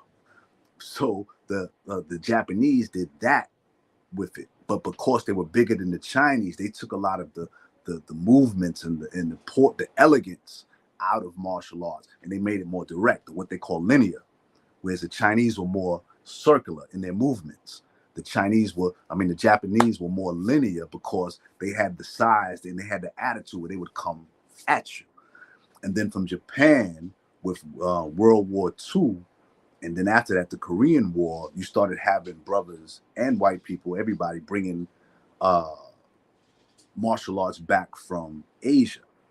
So really, and when you go into black martial arts, the origins really of that starts with the brothers coming from the wars. And they brought whatever hand-to-hand combat that they had, and they started teaching it. And then, it grew. And then you had Japanese that were coming in after World War II. And that's when you start getting it in New York. There's another clip here from this movie that I want to go through. It is a clip of your former teacher. They call him the Sheikh. Right. The Sheikh. Sheikh, Grandmaster Latif Sadiq. And he's talking about the activism. Well, he's a community man, to say the least. And I wanted to play this clip because, again, we're not told about this. We don't know that men like this existed. And these men were real. They were warriors in every sense of the term. So I want to play this clip, and I want you to tell me about your experiences, because I think you have some experience with Grandmaster Sadiq or Professor Sadiq. And I want you to, inform and tell people who he was and, where he came from and his position, or his disposition, as it would be, on Brooklyn and martial arts at that time. So here we go.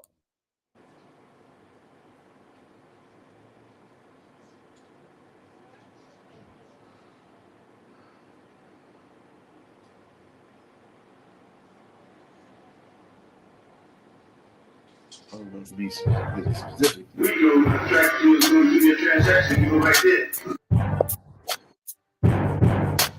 That's the one we deal with. Whatever they want to. I've been out of battles. Somebody got to shut this down. So I shut it down for 45 days during Ramadan. Couldn't sell a Tic Tac. The police said, that's our man. We gave him the green light, and we'll just pick you up, take you to the mall, go to the hospital, which one you need to go to.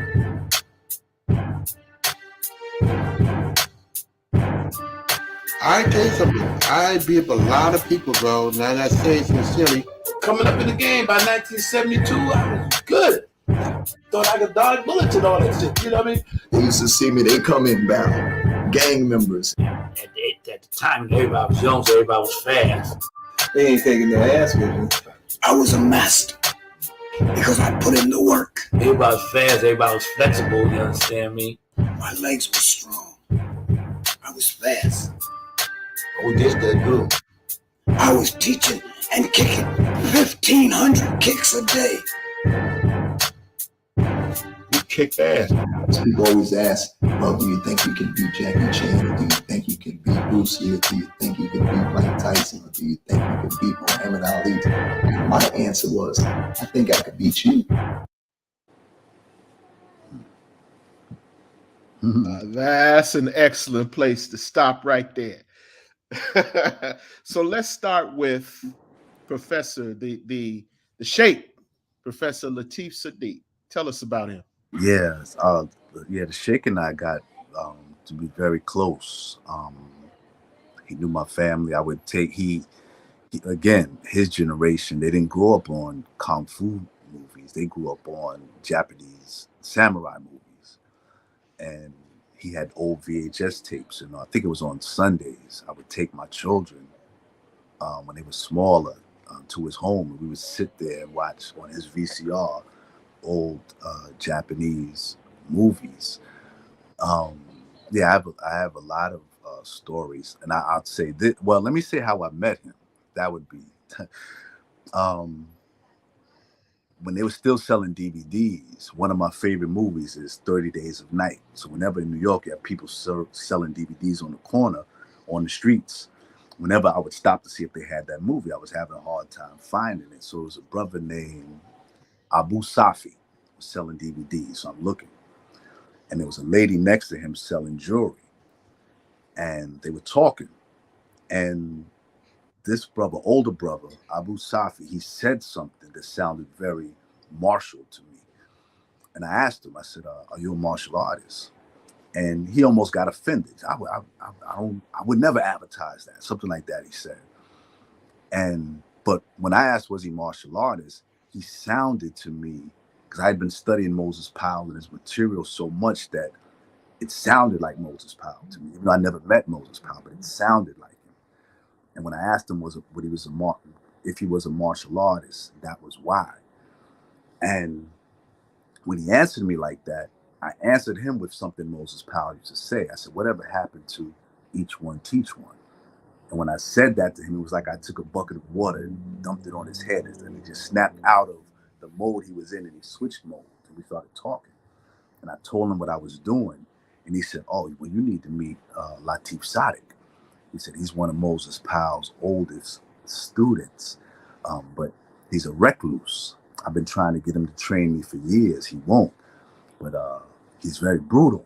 You know, the last student that he had, he broke his leg in 3 places. And for whatever reason, I felt I needed to not just meet this man, but I didn't determine I wanted to train under him at that time. That wouldn't have been smart. But I did stay on Abu Safi until he was able to link us up. And what endured us to each other was the first time he called me. I asked him what year he started training with Dr. Powell. And he said 1960. And I knew that in 1960, Moses Powell hadn't even named his system yet.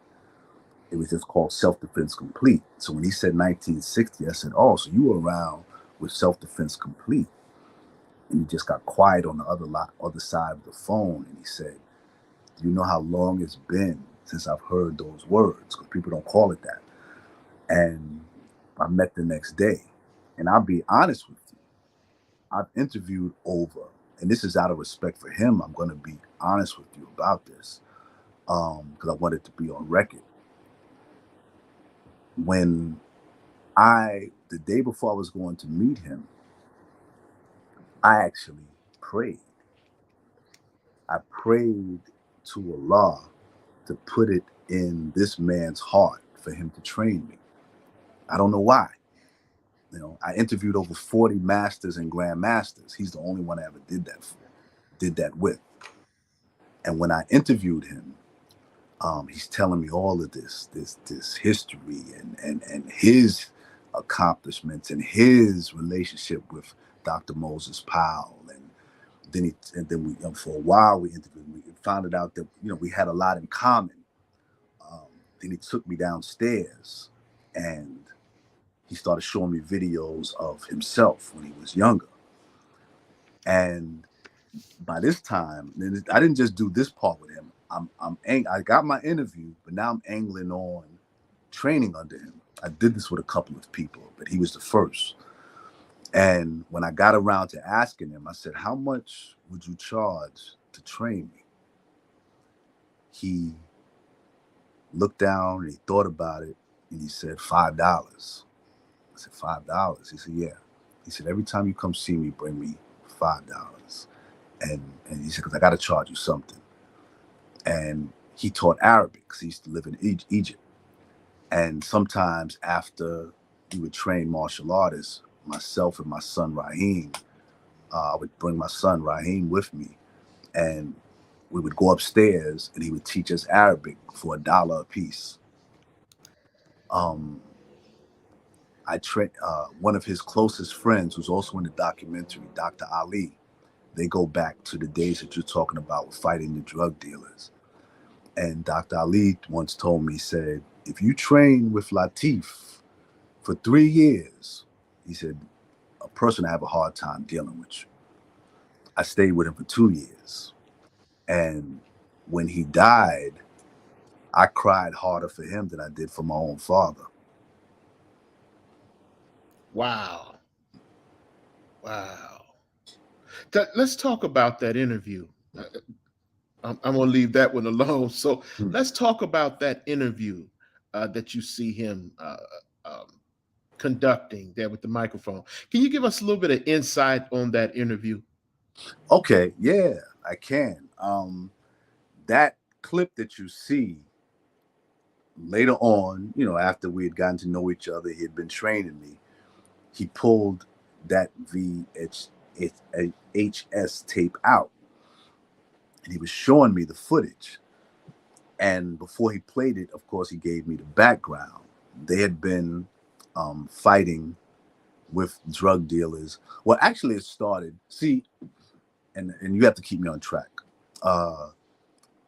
Latif Sadiq was a member of the Nation of Islam in the 50s. And we're going to get there too. Go ahead. And when the Nation of Islam fell in 1975, his spirit was such of a warrior spirit that when you started having a proliferation of Black people who were practicing more Eastern Islam, he started looking for those type of masjids, but he was looking for something close to what he got in the Nation of Islam, meaning the FOI. So he ran across a certain masjid where they were tired of the drugs and they wanted to do something about it. And since that's what they were doing, that's the one he joined. And they would work securities for security companies. They would go into certain buildings and they would battle with the drug dealers. And he was particularly known for that. And they were pretty much successful with that to a degree in Brooklyn. And they were asked to come out to Queens, where you had the Supreme team with Supreme McGriff, who out there, and they were dealing with that manifestation of crack out there in Queens. Okay, I got to jump in right there because I know that's going to go over a lot of people's head. This is the same Kenneth Supreme McGriff that was, and most people won't know this if they're not from New York or they don't understand New York history. This is the same Kenneth Supreme McGriff that was in the circle of the rap group Murder Inc. Is that correct? Irv Gotti and Ja Rule. Right. He was a big crack dealer during the late 80s. Him along with Lorenzo Fat Cat Nichols, the Seven Crowns, Lance Furtado, and the rest of those brothers. So we have to slow it down because we're chronologically gifted. Right. Now listen, you have to keep me on track, brother, because I want to say something real quick. All right, go ahead. Brother Supreme. He came out of prison and he started, he was instrumental in starting Murder Inc. Records. But while we were in prison, he had a book. I don't know how I knew he had the book, but it was called Little Man, Meyer Lansky and the Gangster Life. And there was a time when I hadn't decided to give up my ways. So there was a time when I was in prison, I was still planning to come out and be a criminal. So I used to read a lot of mob books about the mob bosses and all of that. So I heard he had this new book on Meyer Lansky. I wanted to read it. So I went to him and I asked him if I could read it. He let me read it. And there was a chapter in there about the original Murder Incorporated, which were the Jewish gangsters in Brownsville, Brooklyn. Because just like what I said with us, Manhattan makes it, Brooklyn takes it. Even in organized crime, you had the commission or whatever they called it up there. When they needed, the dirty work done, they would call on the corner, which is right, I could walk there. Livonia and Saratoga Avenue was the main office of Murder Incorporated. And they would take call. They had a line of phones set up where they would sit around. And this is the real Murder Inc., not the record label. Yeah, these are Jewish people. These are Jewish Right. gangsters. Right. Brownsville, Mr. Brown, that their name's Brownsville after. Well, I don't know if he was Jewish, but Brownsville, when black people first started moving, if you go on the internet and look it up, all of the stores that you see on Pickens Avenue and Belmont Avenue, it had Yiddish signs. It was a Jewish area, but they just abandoned it, and Brownsville became one of a notorious crime-ridden black area. But even back then, it was a tough place because that was the headquarters of the Jewish-run Louis Lepke Bukolta, who went to the electric chair for his involvement with Murder Incorporated. That was their office. So they had a chapter on Murder Incorporated in this book. And it was a very intriguing chapter because I had never heard of Murder Inc. before I read it. And I'm assuming, I don't know, I don't want to say Supreme hadn't heard about it before, but I'm sure that chapter in that book had a lot to do with him coming out and starting Murder Inc. Records. Because like I said, it opened my eyes out to what was happening in Brooklyn. I didn't know that side of Brooklyn. But anyway, Latif Sadek, when they went out, one of the Supreme Team strongholds in Baisley Projects in Queens. So they started going out there. And one night there's a news station up here called, I think it was Channel 1. And they had a reporter that was doing a story on them. So the story started out in the daytime, in the daylight, in Brooklyn. Then they traveled out to Queens. By the time they got to Queens, I think it was dark. So they had a meeting. Then they went out into the projects. And now I'm sitting there watching the footage with my teacher. He's showing it to me. And I have my video camera, that what you see in the clip that you played, that's my video camera position so that I'm recording the television. I just cropped it so you can't see the television. He had an old television and an old VCR. So at a certain point, they get into a back and forth with some of the young, foot soldier drug dealers out there. And it was at a certain point he told me to turn the camera off. He told me to turn the camera off. He said, I don't want you to record this. Because it was him talking to a young drug dealer. And it's very dark. So I turned the camera off. He plays the tape again. And at a certain point, you see him just smack this dude. Smacked him, and he's a martial artist. He was up in age at the time. He's a grown man. He smacked this dude, almost snapped his face off, right? And so everybody's scattering. And so when he does that, the lady that was the reporter, she had like a bag with the camera in the bag. And the whole time she's recording, that's how he was able to show it to me. So you see her start, she just takes off running. No, they don't start. What happened? Somebody started shooting. They tried to shoot the Sheikh. And when she heard the shots, she just took off running. But the camera's still on. So the film, it just goes black. So after everything calms down, you hear them looking for her. They're trying to find her, but they can't find her. So when they finally find her, she comes out. She was in the dumpster. But the camera's running the whole time. And she's scared to death. That's why she was in the dumpster in the first place. And she's telling them she doesn't want to go with them. They're like, well, let's take her to your car. She doesn't want them to go because she feel like these guys going to kill y'all. I don't want to be with y'all. So that you see them, the camera's still running, then trying to negotiate with her because they don't want to just let her just go by herself. Because she's telling them, look, I know where my car is. I'm good. You don't got to take me anywhere. So when they convince her, they take her to the car. and Zoom. But that's what that footage is. That's him. That he was being interviewed by New York One about the work that he's done, and he told me because he was working in a security company, he had to quit and retire because he was going to jail so much for the fights he was having. He was known for that. And these are the fights with drug dealers. Yes, and even just in the course of doing security in those particular buildings, just you might just have particular elements, just want to give him a hard time or want to do whatever, and so he was even dealing with that. Wow. And I remember the first time that I went to see him to train, he grabbed my arm. He didn't even grab me. He grabbed my arm, and the power I felt when he grabbed my arm, because he grabbed my arm to do a technique. And one thing about a master, they know by almost like a safe cracker, they can take you to the point where you think your arm is about to break, or you think that your ligaments are about to rip, but they can tell. And when he grabbed me, and it wasn't even anything real aggressive, he was showing me something, but the power that I felt in his hand, my first thought was, okay, before this is over, he's going to break my arm. I mean, at some point, I don't see him being as strong as he was and as aggressive as he was, and I don't come out of it with a broken hand.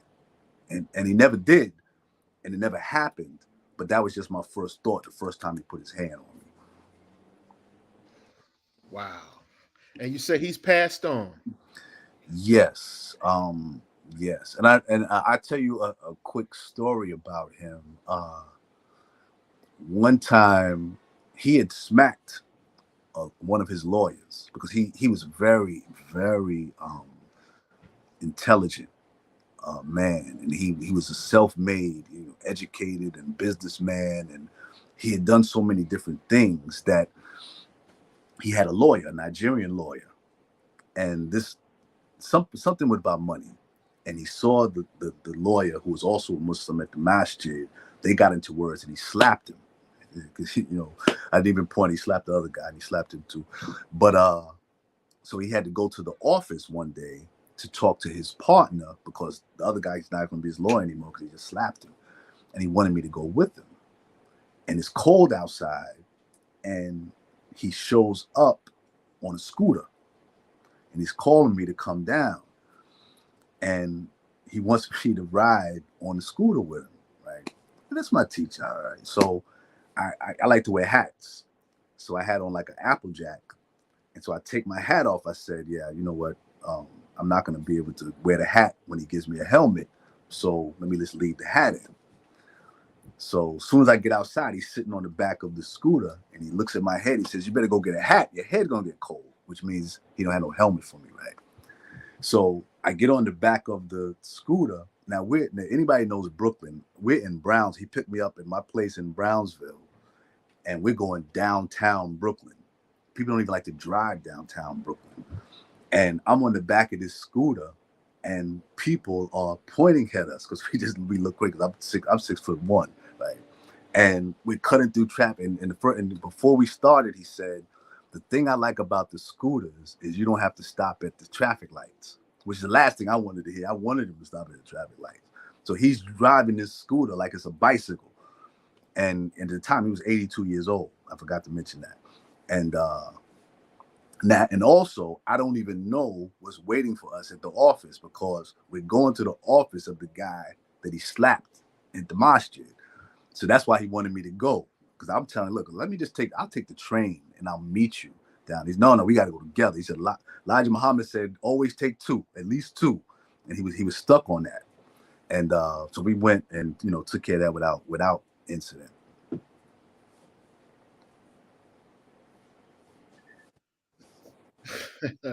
Some tells me you got stories like this for days.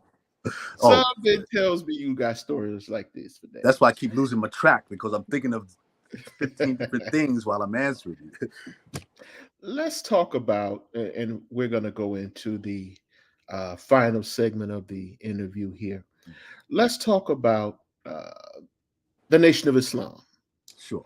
You cannot talk about Black martial arts, especially in New York, without talking about the Nation of Islam. Explain their impact on New York martial arts. Okay. Like I said, I interviewed 40 masters and grandmasters, and they're all black, which means that they could talk some shit about themselves, about their teacher, about their fathers, about other martial artists they've seen, and they can back it up. They have the history to back it up. But all of them, except one, they'll tell you that Dr. Moses Powell was king. These are fighters. These are martial artists. And no matter how high they put themselves, no matter how high they put their teacher, no matter how high they put anybody, they put Moses Powell higher. And there's only one brother I interviewed that he said, he said it first. He said, Moses Powell, the baddest black man I ever seen. And he said, no, you know what? And he said, there's another brother that was a little older named Charles Elmore. I said, not Charles Elmore. But he said that because he was just being cantankerous, because he knew that, you know, I was of the camp that Moses Powell is probably the baddest black man you've ever seen. So he just didn't want to give me what he thought I wanted. And Moses Powell, my teacher, Shem Yahuda, Grandmaster Shem Yahuda, the chief professor, he is the foremost expert in the world on Dr. Moses Powell's material. And again, brother, you got to keep me on track because there's so much information. And Moses Powell's from the Nation of, he was in the Nation of Islam at the time, right? Yes. But yeah, that's the part I want to get to. But you have to understand his construct, because he was in gangs, and he was Golden Gloves fighter, and he was known as a fighter.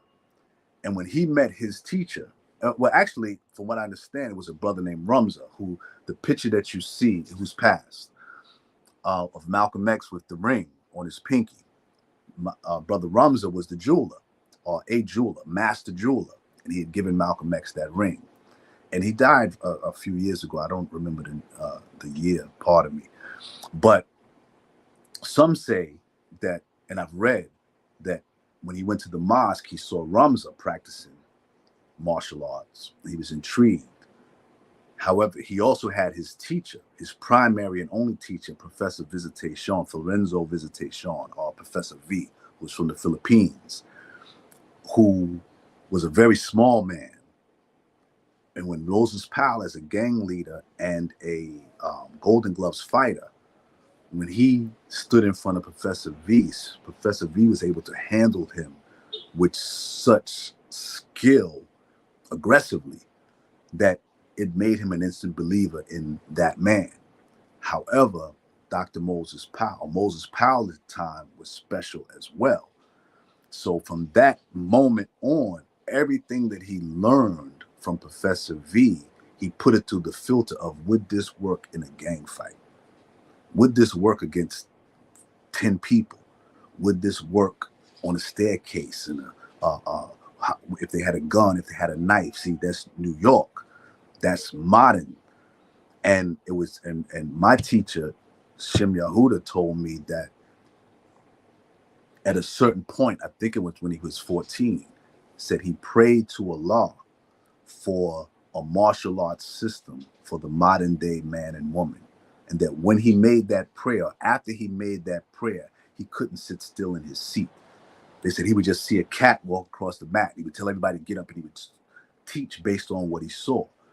And so much so that as a teenager, Professor Visitation would come into the dojo, and he would see his student, Moses Powell, a teenager, working out certain techniques that he didn't teach him.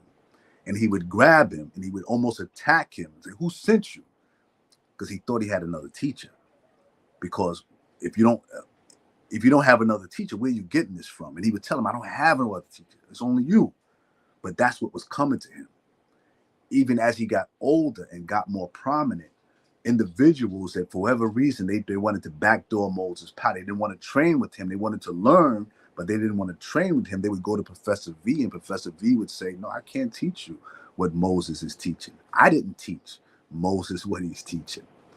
And there's one of the last videotapes you'll see of him on YouTube. He's teaching as an old man, and he said, I wish somebody would have stood in front of me and taught me this. He said, my teacher didn't teach me this. So, and he always said, I got this from Allah. The name Sanukis I got from Allah, and the techniques that I'm teaching I got from Allah. Now, as a member of the Nation of Islam, you see it, because he did in martial arts what the Honorable Elijah Muhammad did in Islam. The Honorable Elijah Muhammad taught Islam in a way that it freed us from being under the control of Arabs or any other nation. He taught us a self-sustaining, comprehensive form of Islam where we could be black men on our own and learn from each other. Outside of maybe somebody going to learn Arabic or something, we would do that. But that's like going to, to learn karate from a Buddhist. You go learn Arabic, come back. But he had made a self-subsistent form of Islam. Dr. Moses Powell, after over, I think it's 43 years of teaching, by the time he died, he had a comprehensive martial arts system that contained everything and anything that you would find in any system anywhere in the world. He taught ground fighting, strikes, kicks, dealing with weapons, jujitsu, rolls, anything that you chokes. He taught everything. He taught qigong. He taught healing. Or any of the other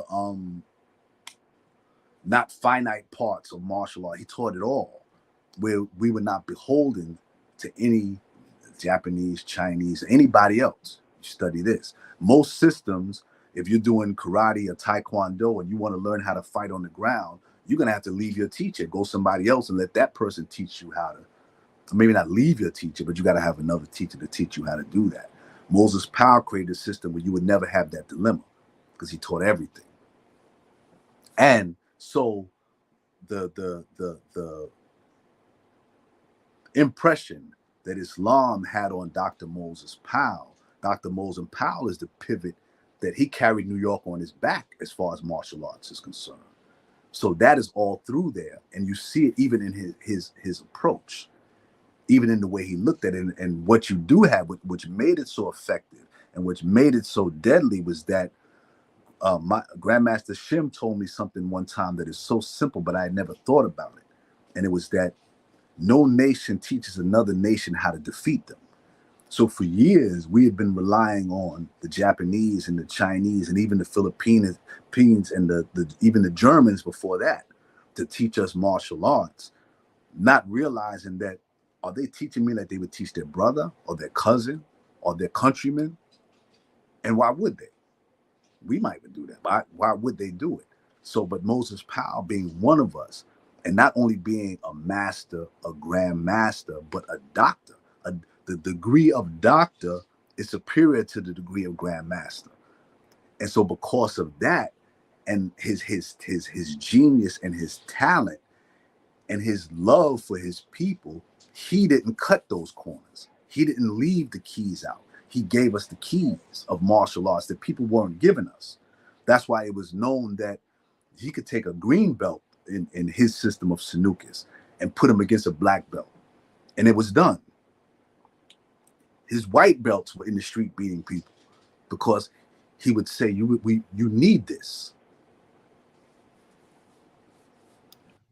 One thing that I saw, again, in the documentary, the clips that you've released on YouTube, and there's a section in there where they said that brothers were trying to get martial arts anywhere they can get it.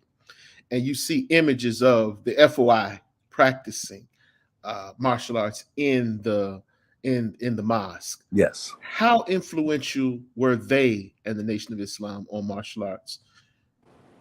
New York martial arts in general. Well, I've heard, to quote Grandmaster Salim Abdullah, that the best martial artists were in the Nation of Islam.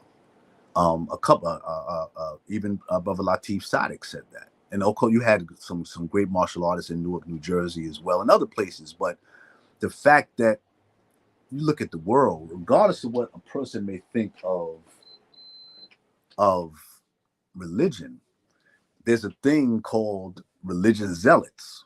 And religious zealots have always given the world problems. And being a religious zealot is not always a bad thing. But when you're zealous about your religion and you're a black man in America and you have white people that have waged a nonstop war on our people that was going on at that time, present time, without let up from the beginning, and you put that religious fervor with it, and you have brothers like Moses Powell teaching, then you get a different kind of martial artist, because it's not about tournaments. It's not about not getting robbed. All these other reasons that other people have it. It's not about getting famous. It's about preparing ourselves survival with this enemy. Not even it even surmounts survival. It's survival in the sense that this is war, and we're preparing for war. So there was a different degree of intensity and direction and focus on the martial arts coming up out of the mosque that you had coming, because the reason was just like when you mentioned, you showed the clip of Grandmaster Fred Hamilton. See, all of those, you're already dealing with fighters. But when you take that added element of, I love my community, I don't want to see you young people, I don't want to see you go wrong. I don't want to see you become a problem in the community where you're somebody I'm gonna have to fight one day. And see, that passion right there, that surmounts all of the other things that are up under it. Like, I just want a black belt, or I just want to get in the movies, or whatever reason everybody else has, is you have a love there. That's like trying to fight somebody's mother. I don't care who should that, but to protect the child, her child, you're going to get something out of that mother that you might not get from anybody else on the planet. She'll try to tear your eyes out. So that same type of love and spirit, that's what's there when your martial arts is connected to something bigger than everybody, life and death. Not just not getting raped and robbed and your wallet took. This is bigger than that. So, and this is not me. The people that I'm interviewing to say, yeah, the best martial artists were coming out of the mosque. Wow. I got one more clip that I want you to preview with me, and we're going to discuss a little bit more about Dr. Moses Powell before we close out, because you are aware of some accomplishments of him that I didn't know, and we'll discuss that in a minute. So I want you to look at this clip, and I want you to give me your feedback on it, if you will.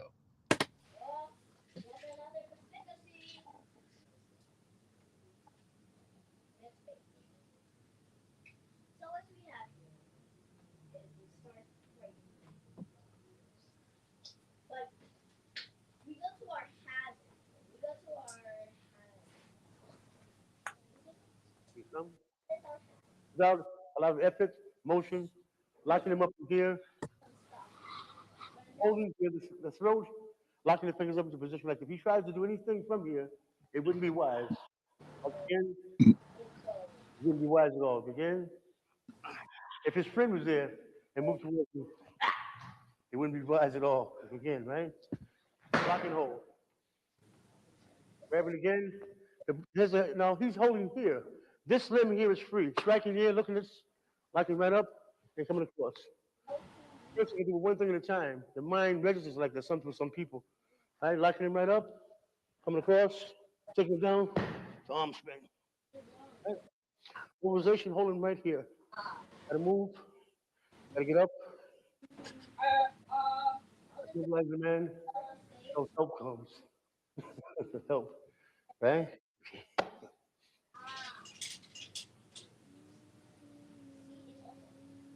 Double arm grab. From here, one, bending, collarbone, looking up,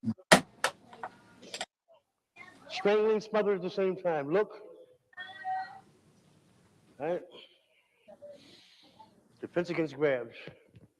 Grabbing, look, chest plate, grab the gi, one finger, the chest plate holding. It's very effective. He's not pretending. He's in pain, right? Okay. Only in America, huh? He's a big man, so you have to feed him and such. There's hanging flesh right behind him here. And this is not a joke. This is painful. It hurts me to do this. Believe me. You can switch sides. Okay? Got bigger than he's even taller. Watch him grow. Oh, yeah. This hurts. Then hanging flesh to the side. That noise you hear is real. The real technique. Now from here, I would come up, pushing, and hit. Take him out. He grabs this guy so strong. From one, right? Bone against bone, straight into the throat, locking him up from here. Yeah! Well, I like that. That's total control. See that? Right from here, he tries to move, right? All day long. Control him. See? Here. Then run him and stop him. That's right. Thank you much.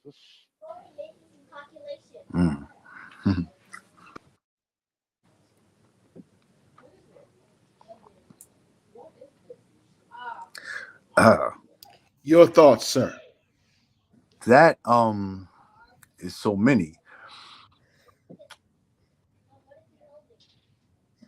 But let's go back to, I think what gets lost with Dr. Powell and what he did and taught and left is we don't realize how big and how great he actually was. The people that, remember, he taught, not only did he teach martial arts for 43 years, that's all he ever did. He's never had any other type of occupation, job. He was a lifelong martial artist and a genius of martial art. And not only was he a genius of martial arts, he was physically, he defied people's perceptions of what could and couldn't be done because he was a big man. I think 230 pounds. And anybody that knew him when he was younger would always remark on how fast and how well he moved for such a big man, to the point when he would do the rollouts, it would sound like he was just tossing a pillow across the ground. That's how effortless it was. He is the one, in fact, when I mentioned, when I met Latif Sadiq, Abu Safi, when I said he was arguing with a lady, and when I asked him, when I told him that Moses Powell taught each one, teach one, he started speaking about Moses Powell. And he told the lady next to him that he was 230 pounds and he could stand up on one finger. And the lady was like, nah, that's bullshit. No, that can't happen. And they started arguing. So I said, well, if you want, I could show you on my phone a picture. So I showed her the picture of Moses Powell on the one finger. And just like that, she turned around. She wanted to get on her phone and call somebody and tell them about him. So his physical attributes, his ingenuity, and he's like no other. He's been called the greatest martial artist of the 20th century. He has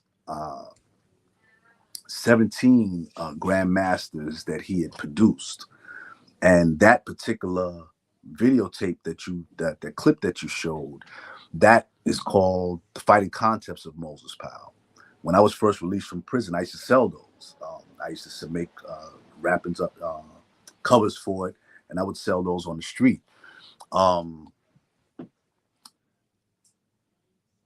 What you're seeing on that demonstration that's his stuff. That's him. But the history that I got from Grandmaster Shim about that particular videotape series is that, a lot of people he was working with weren't his direct students. In fact, to Grandmaster Shim, if you watch, I forget which one it is, I think it's 5 tapes. One of them, Grandmaster Shim, this is really how I met him, is he's famous for taking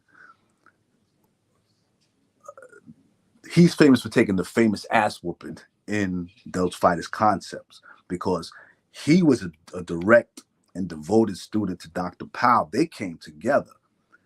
And so the reason why he's taking all of the punishment is because he was the only one. I don't want to say the only one that could. I don't want to say that. That's not what I'm saying.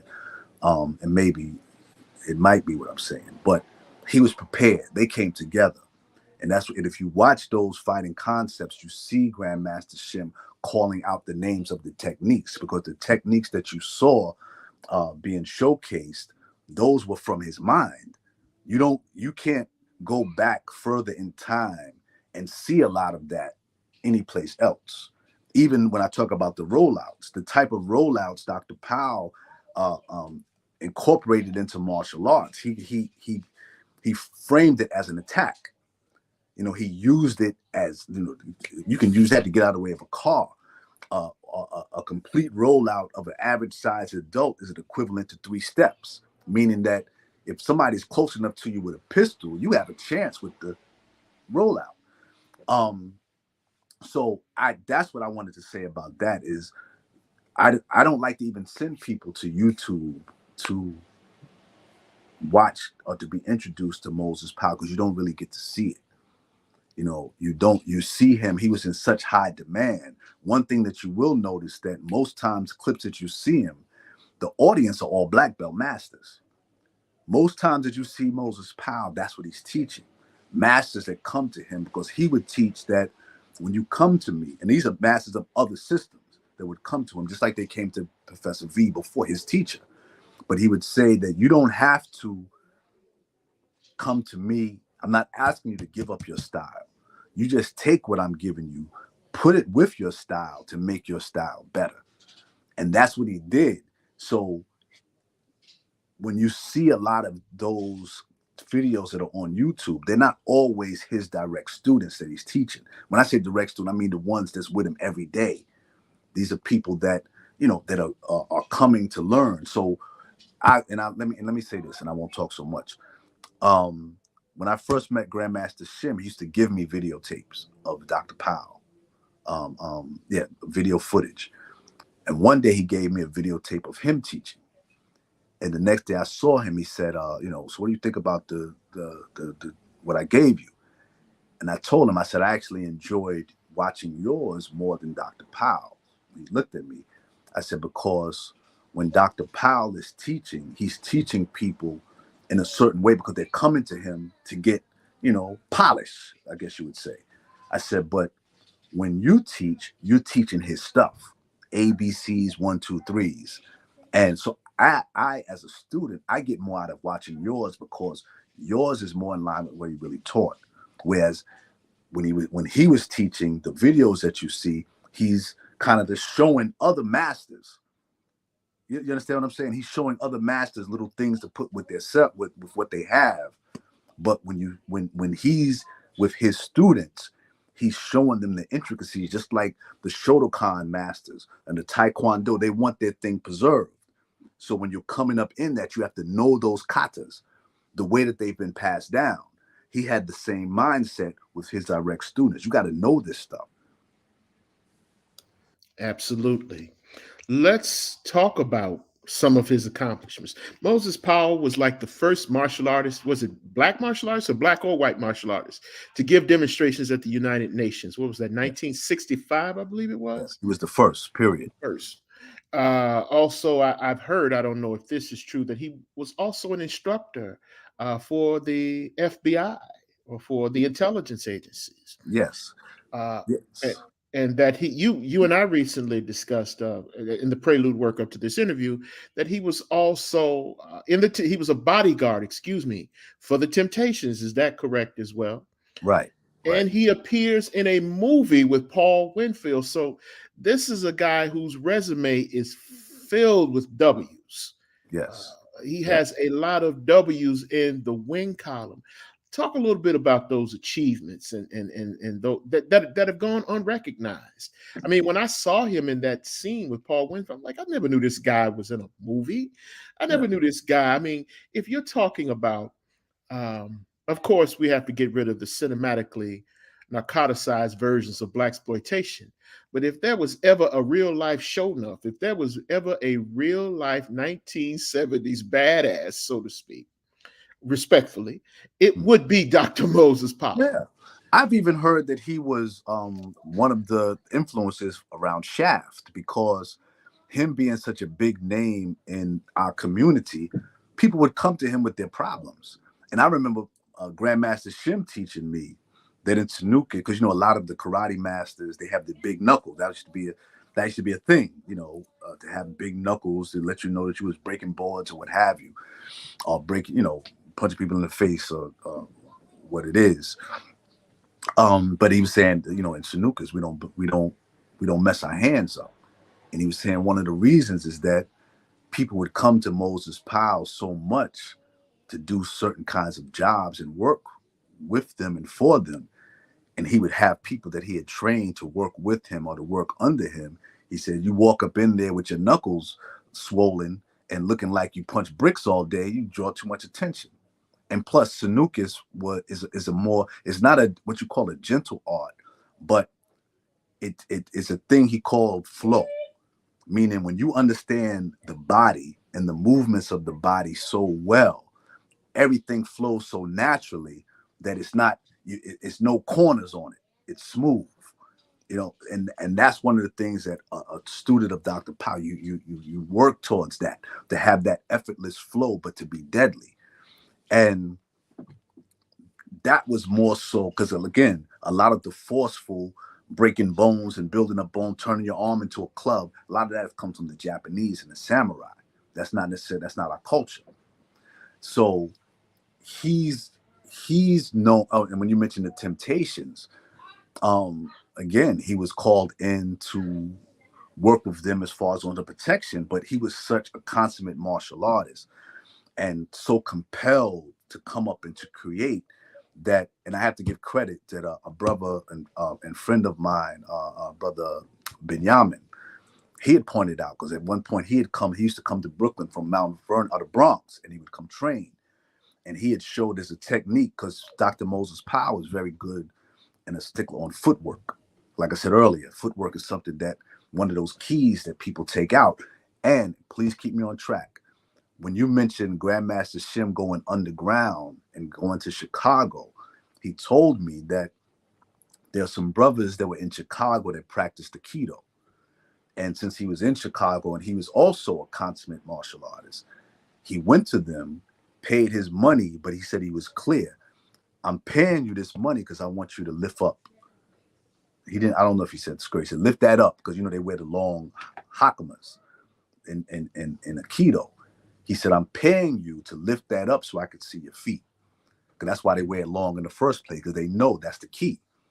So they wear the long hakamas so you can't see their feet. So when they move in a certain way, you can't figure out what they're doing. He said, well, that's what I'm paying you to see. Because he had already been orientated and indoctrinated by Dr. Moses Powell on the importance of footwork. So therefore, working with the Temptations, Brother Benjamin, he noticed that in their choreography, they were doing techniques. That the smoothness, the flow that you saw in their world-renowned choreography, some of it was just things that as he was just there holding them down, he saw certain things in how they were moving. He saw certain opportunities and he taught them. This is how you get behind him, as you would in a fight. But since you're dancing, this is how you would do it, because that's the grasp he had of movement. I was told by Grandmaster Shim that Dr. Moses Powell was a man consumed with movement. Everything he did was because we're taught in Islam that the first law of the universe is motion. Everything is motion. And he was a man consumed with motion. So when he saw the Temptations moving around, he couldn't help but show them how to move around better.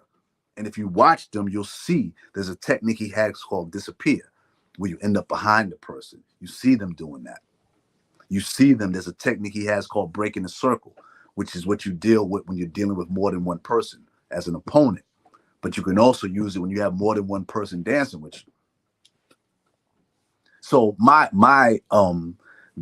lot of his accomplishments that you can Google, I don't often talk about that because you can Google it, but it's these little things that you don't hear because he's been so underrepresented. I don't say represented because you have students that represent him well, but he's so not been talked about that he's unrecognized, unsung. Yes. So that's why I'm mentioning these little tidbit type thing. That's what I do. That's what I play around in anyway. The things that people leave on the floor, I like to pick them up because the things they leave on the floor, that's what they have determined is not worthy or not important, but it may be important to us. All right. Let's talk about some of the other people that are in your documentary. So we're going to do what I call, if you remember the movie Do the Right Thing, Spike Lee's Do the Right Thing. Yes. There was a character in there called Senior Dr. Love Daddy, the radio DJ. Yes. And he does this thing called a roll call, where he does all of the Black artists from the past and the present. Right. And he gives them their flowers. So I wanted to do that here with the men that were in your documentary. So we're going to go right down the list as we close out here. First one. Hold on. First one. The Chief Professor, Yehuda Shem Yehuda, the Prince. Okay. Let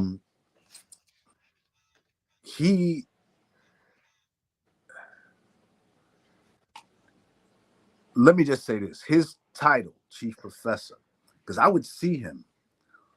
I think maybe it was before I knew him, even when I knew him, but you would have other martial artists that hail from Moses Powell. They would put a technique in online, and it would get all this attention, and he would comment, almost like what people would call a troll.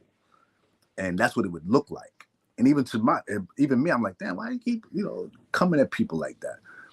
And then one day he told me, he said, that title of Chief Professor, he said, first of all, he said, I'm the first professor, but the title professor, I'm the first in the world. But these are titles Dr. Moses Powell instituted.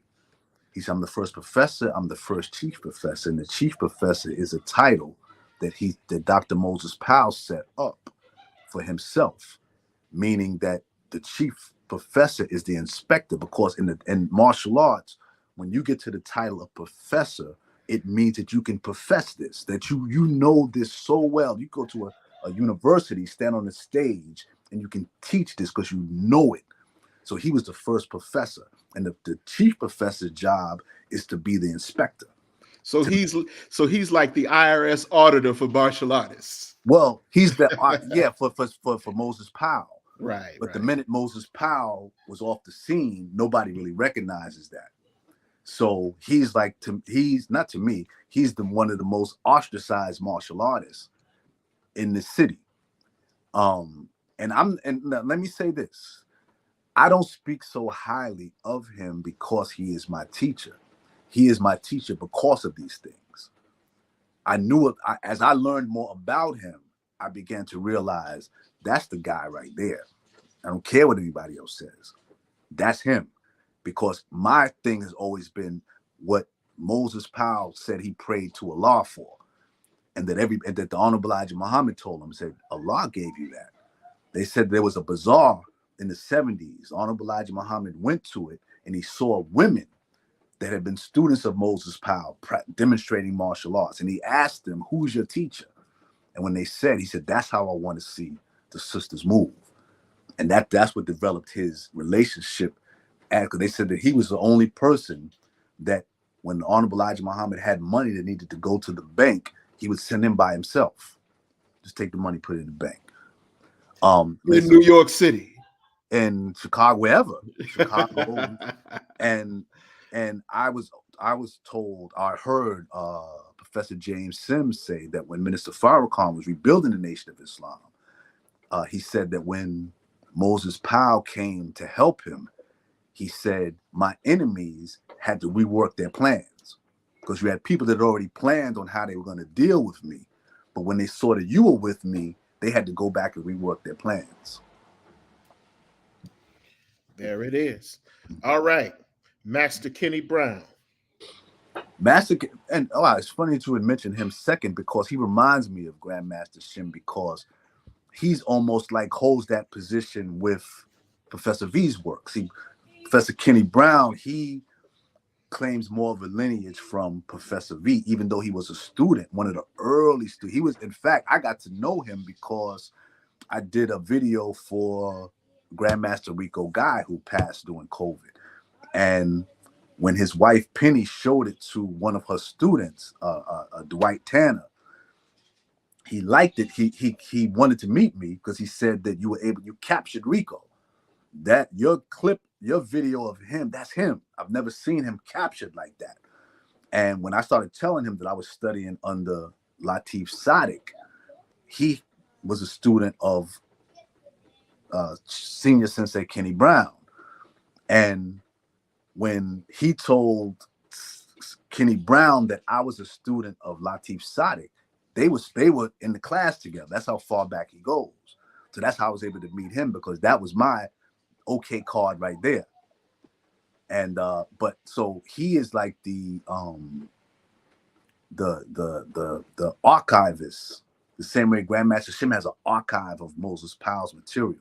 He had Professor Kenny Brown has a archive of Professor V's material, and he has videotapes I've seen that people have not seen of Professor V and Dr. Moses Powell. He showed me, and people that follow this type of stuff will get me.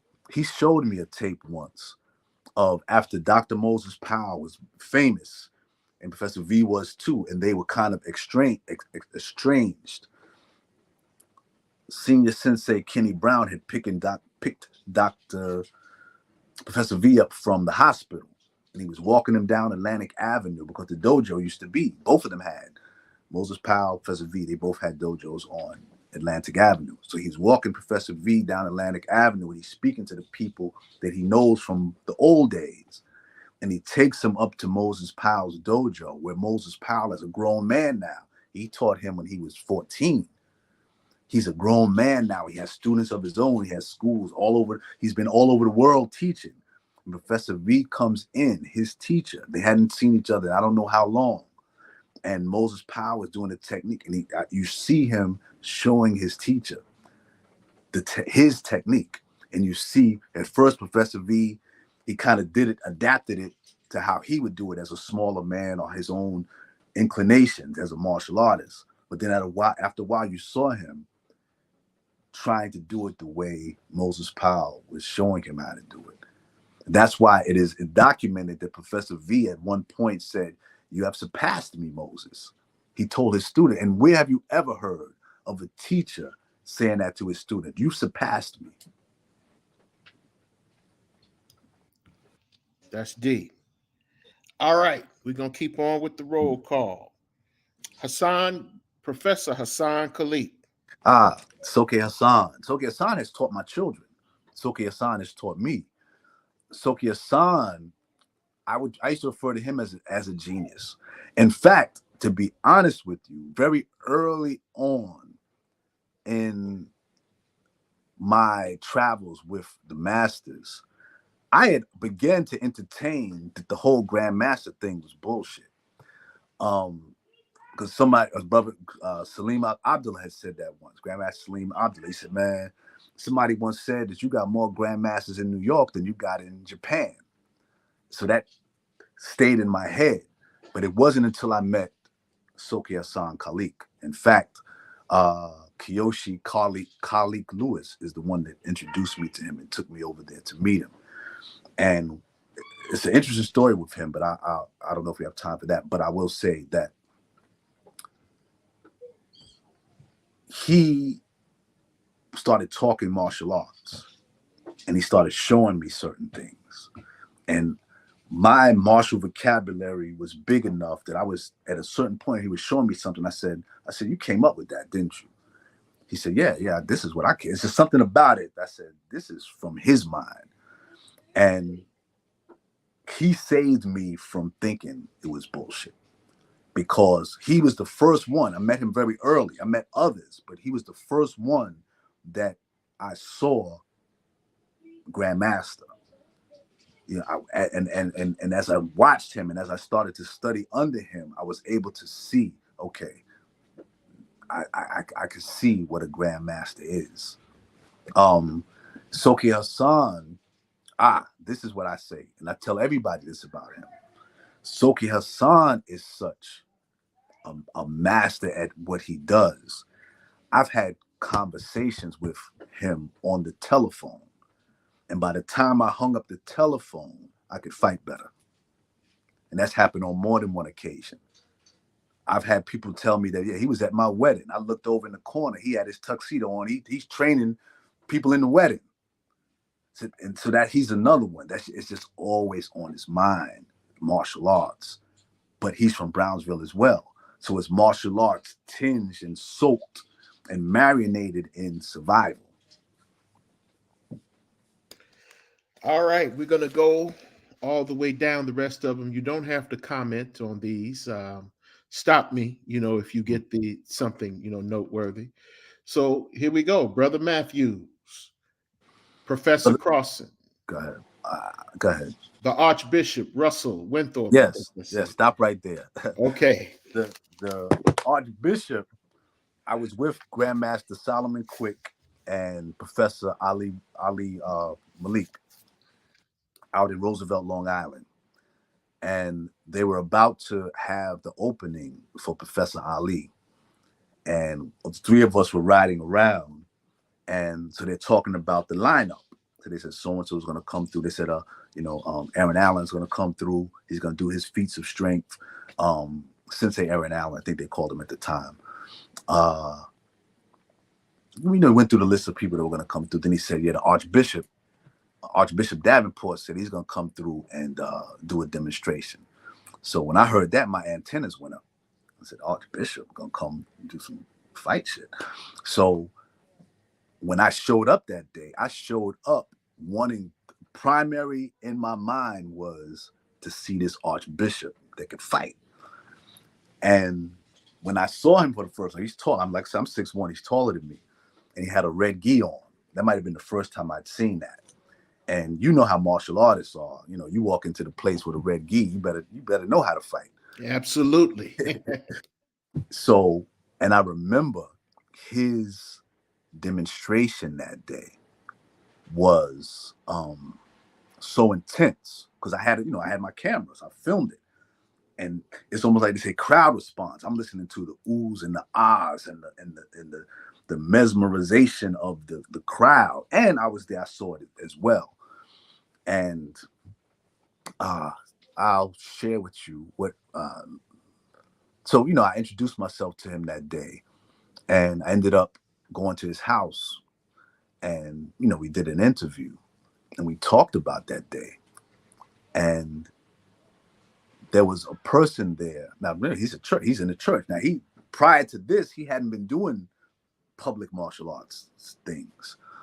So he said that there was a person there that had went to one of his parishioners and said, I don't know what you're going there for. All you're going to do is want to screw you, something like that. And the sister came to the Archbishop upset about it. And, and he was upset too, because obviously that wasn't his intentions. And he said he hadn't seen that person until that day. And he said, but that's not all that was going on. He said, I know me. The brother is trying to start up his school. I don't want to do too much. But at the same time, there's so many people here that I don't know. I can't do too little either, because they need to feel me, because these are all fighters. So I know I got to show out, but I don't want to show out in a way where it seems like I'm trying to show up the people I'm coming here to support.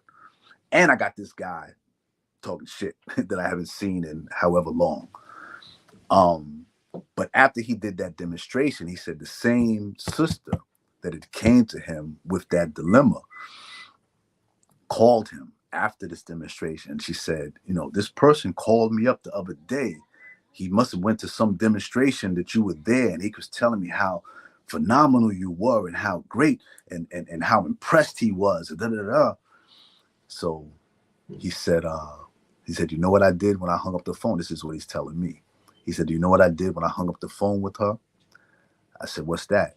He said, I got on my knees and I thanked the Lord. He said, because now I don't have to hurt nobody. All right. Okay.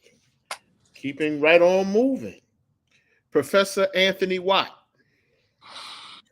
Professor Watts.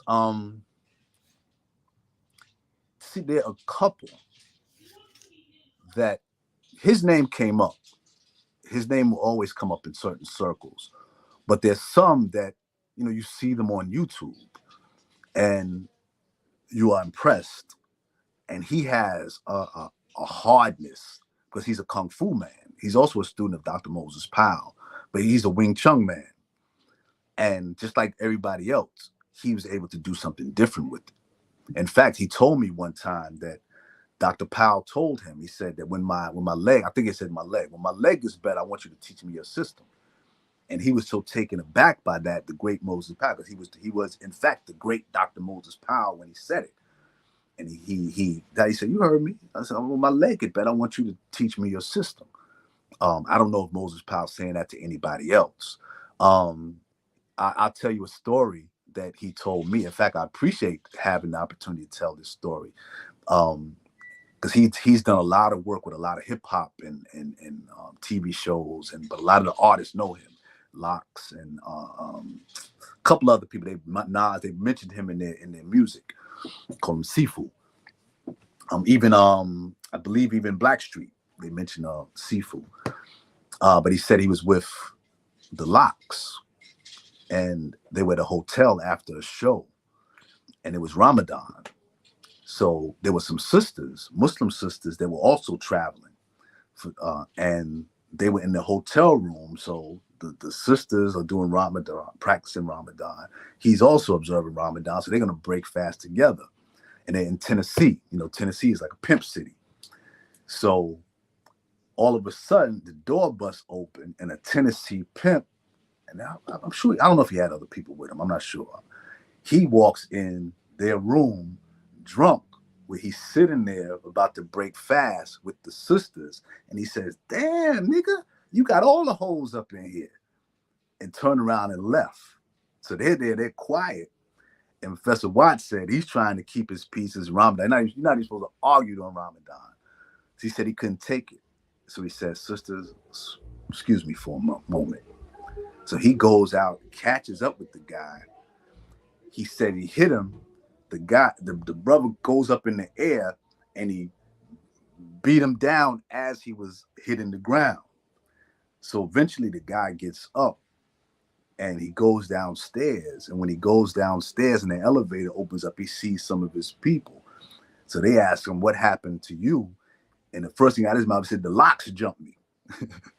But it was just Professor Watts. So he told everybody that he looked that bad. The entire Locks is the ones that beat him down like that. He didn't want him to know that one man right. basically paintbrushed him right up and down. Okay. Wow. Okay. The stories, the unheard, untold stories. All right. Here we go. Professor or Grandmaster Ali Washington, Grandmaster Khan. Mm-hmm. Who else we have here? Seafood, Novell Bell, the Black Taoist. Yeah, stop on Novell Bell. I like to tell this. He's another one that I would hear his name and I would hear him spoken about with respect. But when I would look at him on YouTube, he was such the ordinary Harlem cat that I had a hard time seeing him as a type of person that would put in the type of time that would make him as good as everybody said he was. And I'd heard that he'd went to China. And I'm watching him on YouTube, and the same thing.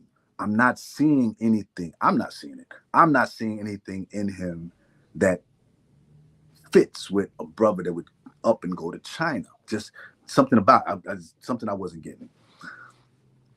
So when I finally went up to Harlem to meet him, and I forget the street, but we were walking down the street, and you know, he's taller than I am, and he's very animated. So he's talking, and I said something. I don't even remember what I said, and he stopped and he looked at me, and for that brief second, I saw it. I saw the master, and then he went back to, you know, the animation. We get, and we're talking, and he starts saying about when he was younger, he was homeless, and around the Chinatown area, he ran into a martial arts teacher, that was also a gambler, because in New York, Chinatown, that gambling has been big since the early 1900s. So his teacher was a gambler, and he would train students, and they would have these. That's what when you meant the underground fights that you heard the brother mention, Professor Watts. He would fight in those, and I will not say that they were fights to the death, but it was understood that you could be killed. And if you do happen to be killed in one of those fights, they would take you and they would put you in one of the alleys around, Chinatown, Canal Street, or what have you. And you'd be sitting home, you see it on the news, they found a body in the alley. People don't know what it is, but that's the guy that lost the fight the other night. So you're fighting in these fights. Not only do you don't want to get hurt, you don't want to get killed, you don't want to get killed and end up in the alley with the rats eating your body. So he spoke about a friend of his whose teacher set him up. This is another brother, and he saw it, and he told his friends not to take that fight. And the friend took the fight and was killed in the fight, and he began to cry. Now, that story right there answered the question of how he got to be so good, because I knew it wasn't a regular. When I used to look at him on YouTube, I knew the regular path. I didn't see him doing that. But when he told me about the underground fights in which you could get killed, and that's how he got good, that question was answered. Then he went on to say that then he started hustling, and he started to make money I don't want to say for first, he started to make money. And he said, I always wanted to learn the iron palm. So when I had the money to go, I went to China to learn iron palm. And he said, but when I got to China, I found out that them dudes couldn't fight. He said they was fighting like they was in the movies. I was fighting like I was trying to stay out them alleys, and they couldn't stand it.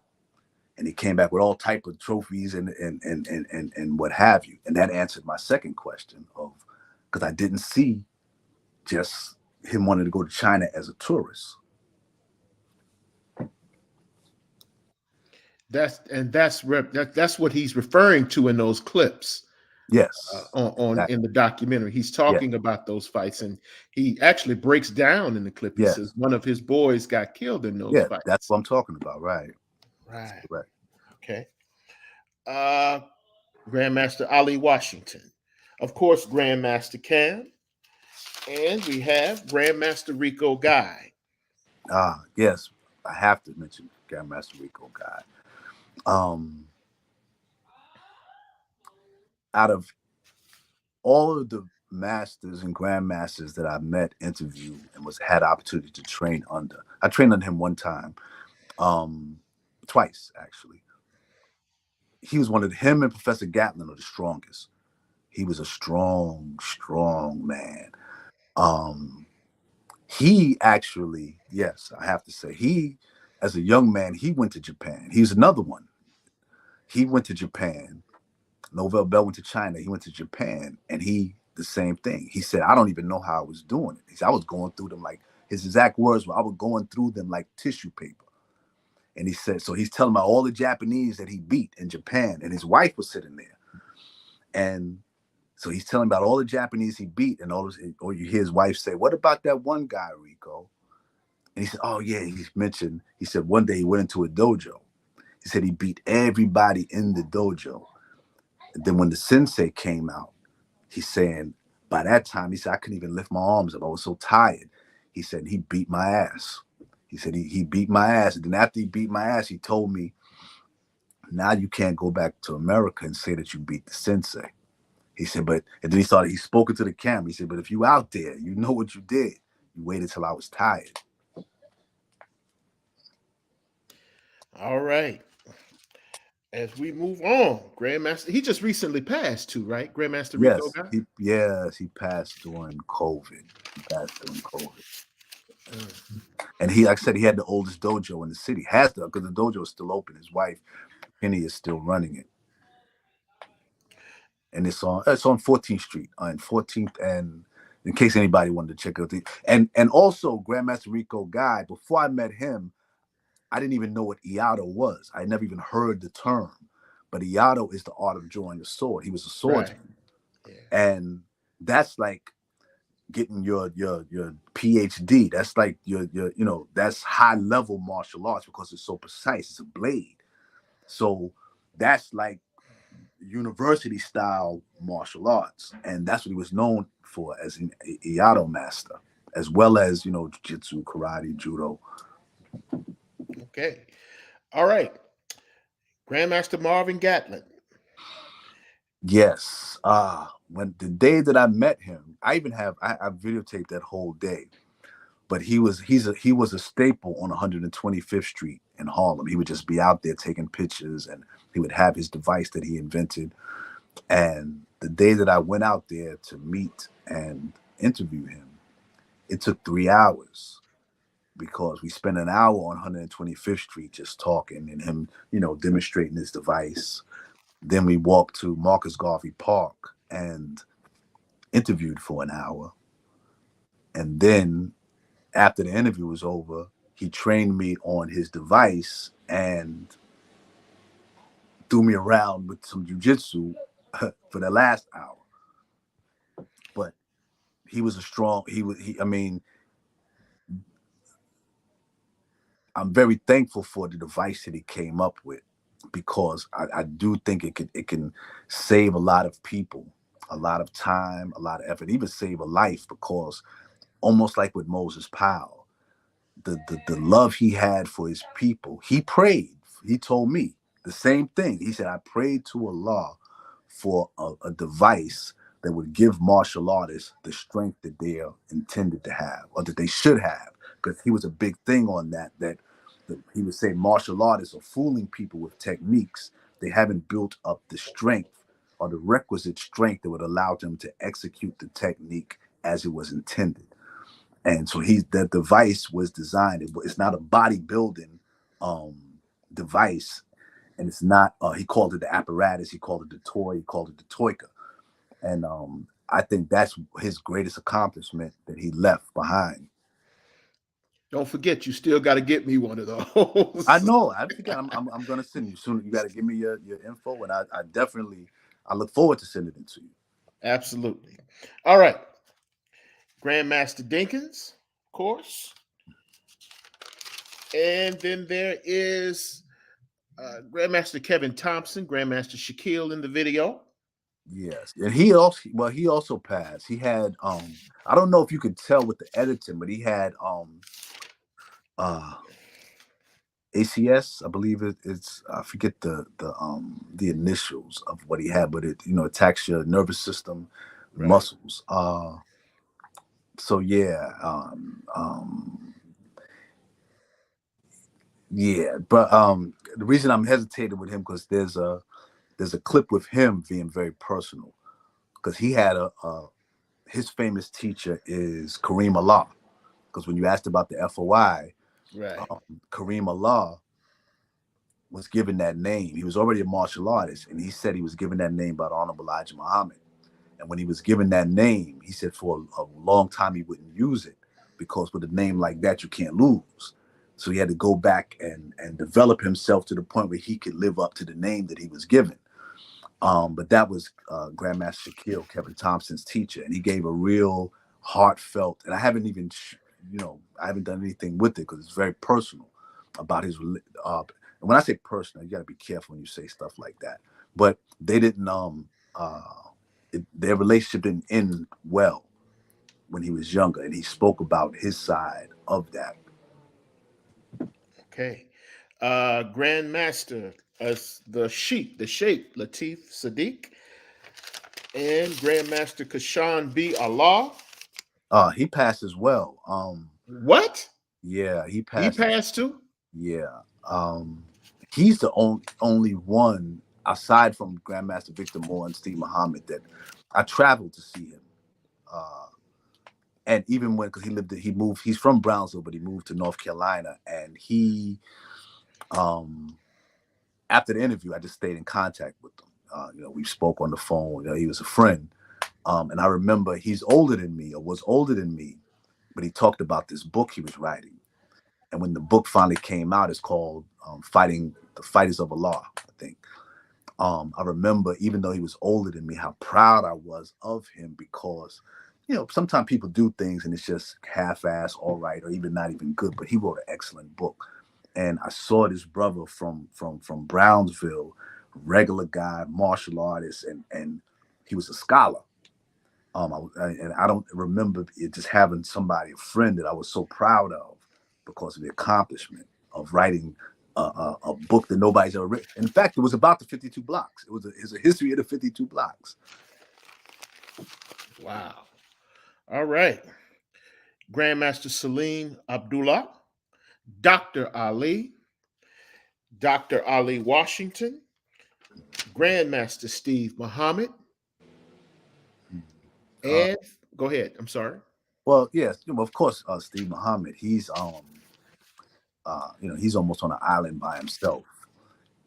He's the one that, he played Jim Kelly's teacher in Into the Dragon. In Into the Dragon. I didn't know that until I went back. I'm like, that's who that guy is. Okay. Yeah. And for what I understand, Bruce Lee, the first time he saw him, said he had the fastest hands and feet of anybody had ever seen. And that he is, in fact, one of the Black martial artists that Bruce Lee drew not just inspiration, but movements from, which is why, Black people have a love of Bruce Lee. And that's why, because he moved like us to some degree. He tweaked it like, Elvis and everybody else. But that's why we were endeared with him, is because of we saw ourselves in him. And so Steve Muhammad was one of the ones that he, took information from and incorporated into what he did. Steve Muhammad also, again, he's another, FOI and Nation of Islam fighter. And if you ever go to one of his classes, he'll pull up a chair and he'll pull out paper and he'll start teaching about how his martial science, he calls it, and it is, how it ties into Islam. And he speaks about, because in the lessons it talks about the earth weighing 6 sectillion tons. And he said that's where he would draw his power from. And he said, even at the time, I think he was 74, he said, I'm still known as one of the hardest hitting martial artists on the West Coast. He talked about thought traveling at an average of 24 billion miles per second, and how if you could just, the closer you get to that speed, how can somebody catch you? How can somebody stop? And this is the same man that was known, that Bruce said had the fastest hands and feet anybody had seen. So what more impressed me about him than anything was the way he viewed martial arts, because it took in the universe. And I think he also brought to mind, and I would like more information on that. I probably won't get it.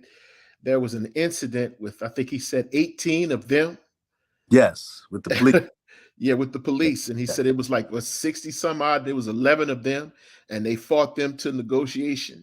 Yes, that's right. And that interview is fascinating. And he talks about what he describes, what sounds like a potential assassination plot while he was in the county. And he was a California, he was a sheriff's deputy at the time when all of this was going on, which was wild. And he talks about, how they had the mattress and they were going to put him, in the mattress, and he hit him with a spinning back kick. Right. And they put him back in the close number 6, number 6. Yeah. And so forth. So I'm sure that man is a reservoir of, he's a reservoir of stories and knowledge and, martial training. Yeah. And I would like to do a podcast just on him one day. Yes. On his exploits and travels. Yeah. One of our great men. And then there's Grandmaster Calm, who is perhaps the most frightening and intimidating man that I have ever seen involved in martial arts, period. Yeah. And finally, there is the one and only Allah Freedom. Grandmaster Alaf. He's another. Well, see, him and because of my age and my affinity with the 5%ers and my experience with them as a younger person, Grandmaster Law Freedom and Kasan Law, I really wanted to get them because of the intersection of martial arts, the 5%ers, and hip hop, and that kind of being my formula. I wanted somebody to that was able to tie it all in like that from being there. And I actually went to the Bronx twice and interviewed him because he wanted me to come back and meet his teacher, Grandmaster Bilal.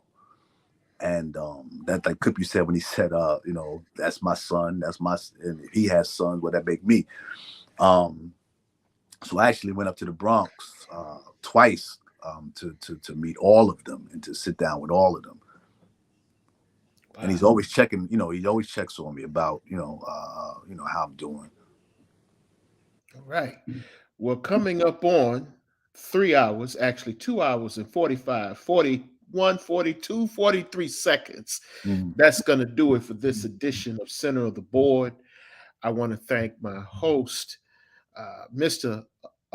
Alex Shah, historian, martial arts student, documentarian, producer, and I'm sure there are other hosts of credits and accolades that we can add. Tell us what you got coming up, Mr. Shah. Well, I lost both of my parents earlier this year, and I that threw off because the part one is done. And right before all of this happened, I was about to start going on like the Chitlin circuit, as you would, and just having showings. And I plan to. I don't know if I'll wait till when the weather breaks a little bit, or maybe this will kickstart it because I'm open for invitations. Because and the format would be, as an introduction, similar to some of the things that we discussed today, the showing of the film, and then a question and answer. And with hopefully with guest appearances here and there with some of the masters that are still alive that are in the documentary. Is there a particular time or date that you could give us for the release of the first part? We know you're still working on the second. No, well, yeah. Let's. You know what? I'll let you put me under the gun and let me give a date. Well, you know what? No, you don't have to. I was done, just asking. But it's done. It's done. It's just I haven't really started putting the mechanism together to start going on tour with it. So if anybody out there, if they request to set up so we could have a showing, we could kick it off there. And plus, like I said, I was kind of waiting till the weather got a little better up here because New York. But I'm ready to go. It's just like I said, I had family issues that kind of slowed things up great deal. And I'm ready to get back on and just let people see it, not just for myself, but part of when I met Grandmaster Steve Muhammad, I told him, and I still told Victor Moore, I said when I went back to New York with that footage, I said the most important thing to me is that you're pleased with what I produce. And so that's what and my motivation behind what I do is something I heard Minister Farrakhan say. He said, never make a brother look bad. Always make your brother look better. So my editing and my production is to showcase the best of our fighting men and the best of them, and to bring more attention to the ones that are still around. All right. We would like to thank and we would like to show respect and reverence to all of the people that I mentioned in the roll call. And in the words of Senior Love Daddy, we'd like to thank you for making our day just a little bit brighter. We're going to close out this segment with a final clip. I know I've run your clips to death here today on YouTube. We're going to close out with a final segment from Grandmaster Allah Freedom. It's the part 3 section and the ending of Gangs, which is very apropos for the end of this show. So that's how we're going out. Mr. Shah, stick around for a second. We're going to go off air and you and I'll be speaking here in the format. So hang around. But we are going to conclude this day's podcast with Grandmaster Allah Freedom. Here we go.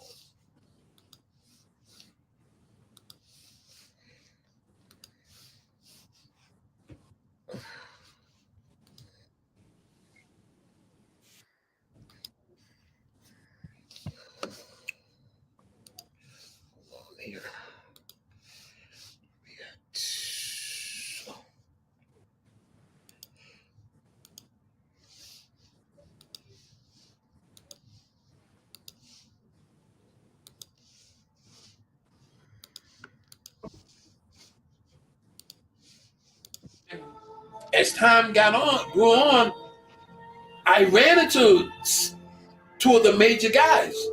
And it was really only two. And I ran into them, I'm grown, but I see you. I'm an adult now, but I remember you. And I'm feeling this inside. What do I do? So it's been so long, I have to give that back to you. Excuse me, remember me? Oh yeah, I remember you. You used to bully me when I was a kid, man. Slap me up, take my lunch money, take the money my mama took me to go to the store, get bread. I used to go home and get beaten for my family because I couldn't protect theirs. Remember me? We're here. Let me give you something back so that you remember me. I gave it back. They didn't like it, but neither did I when I was coming up. And the only difference is you're getting it in a grown-up fashion now. And it's remarkable because you can't understand what's happening to you. Now, whoa, you really went in the air and hit the concrete. Wow, that's really you that just went through the man's store window and now I got to go and explain to him. Radio Shack, 125th Street. You understand? But I had to. So I harbored this.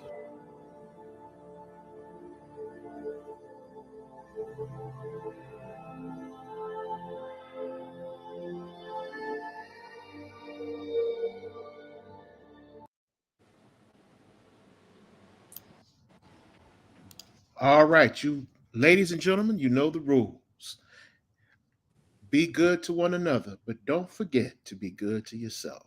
Until next time, this is Mr. Tony Maceo saying, keep the faith, baby, and we are gone. Greetings.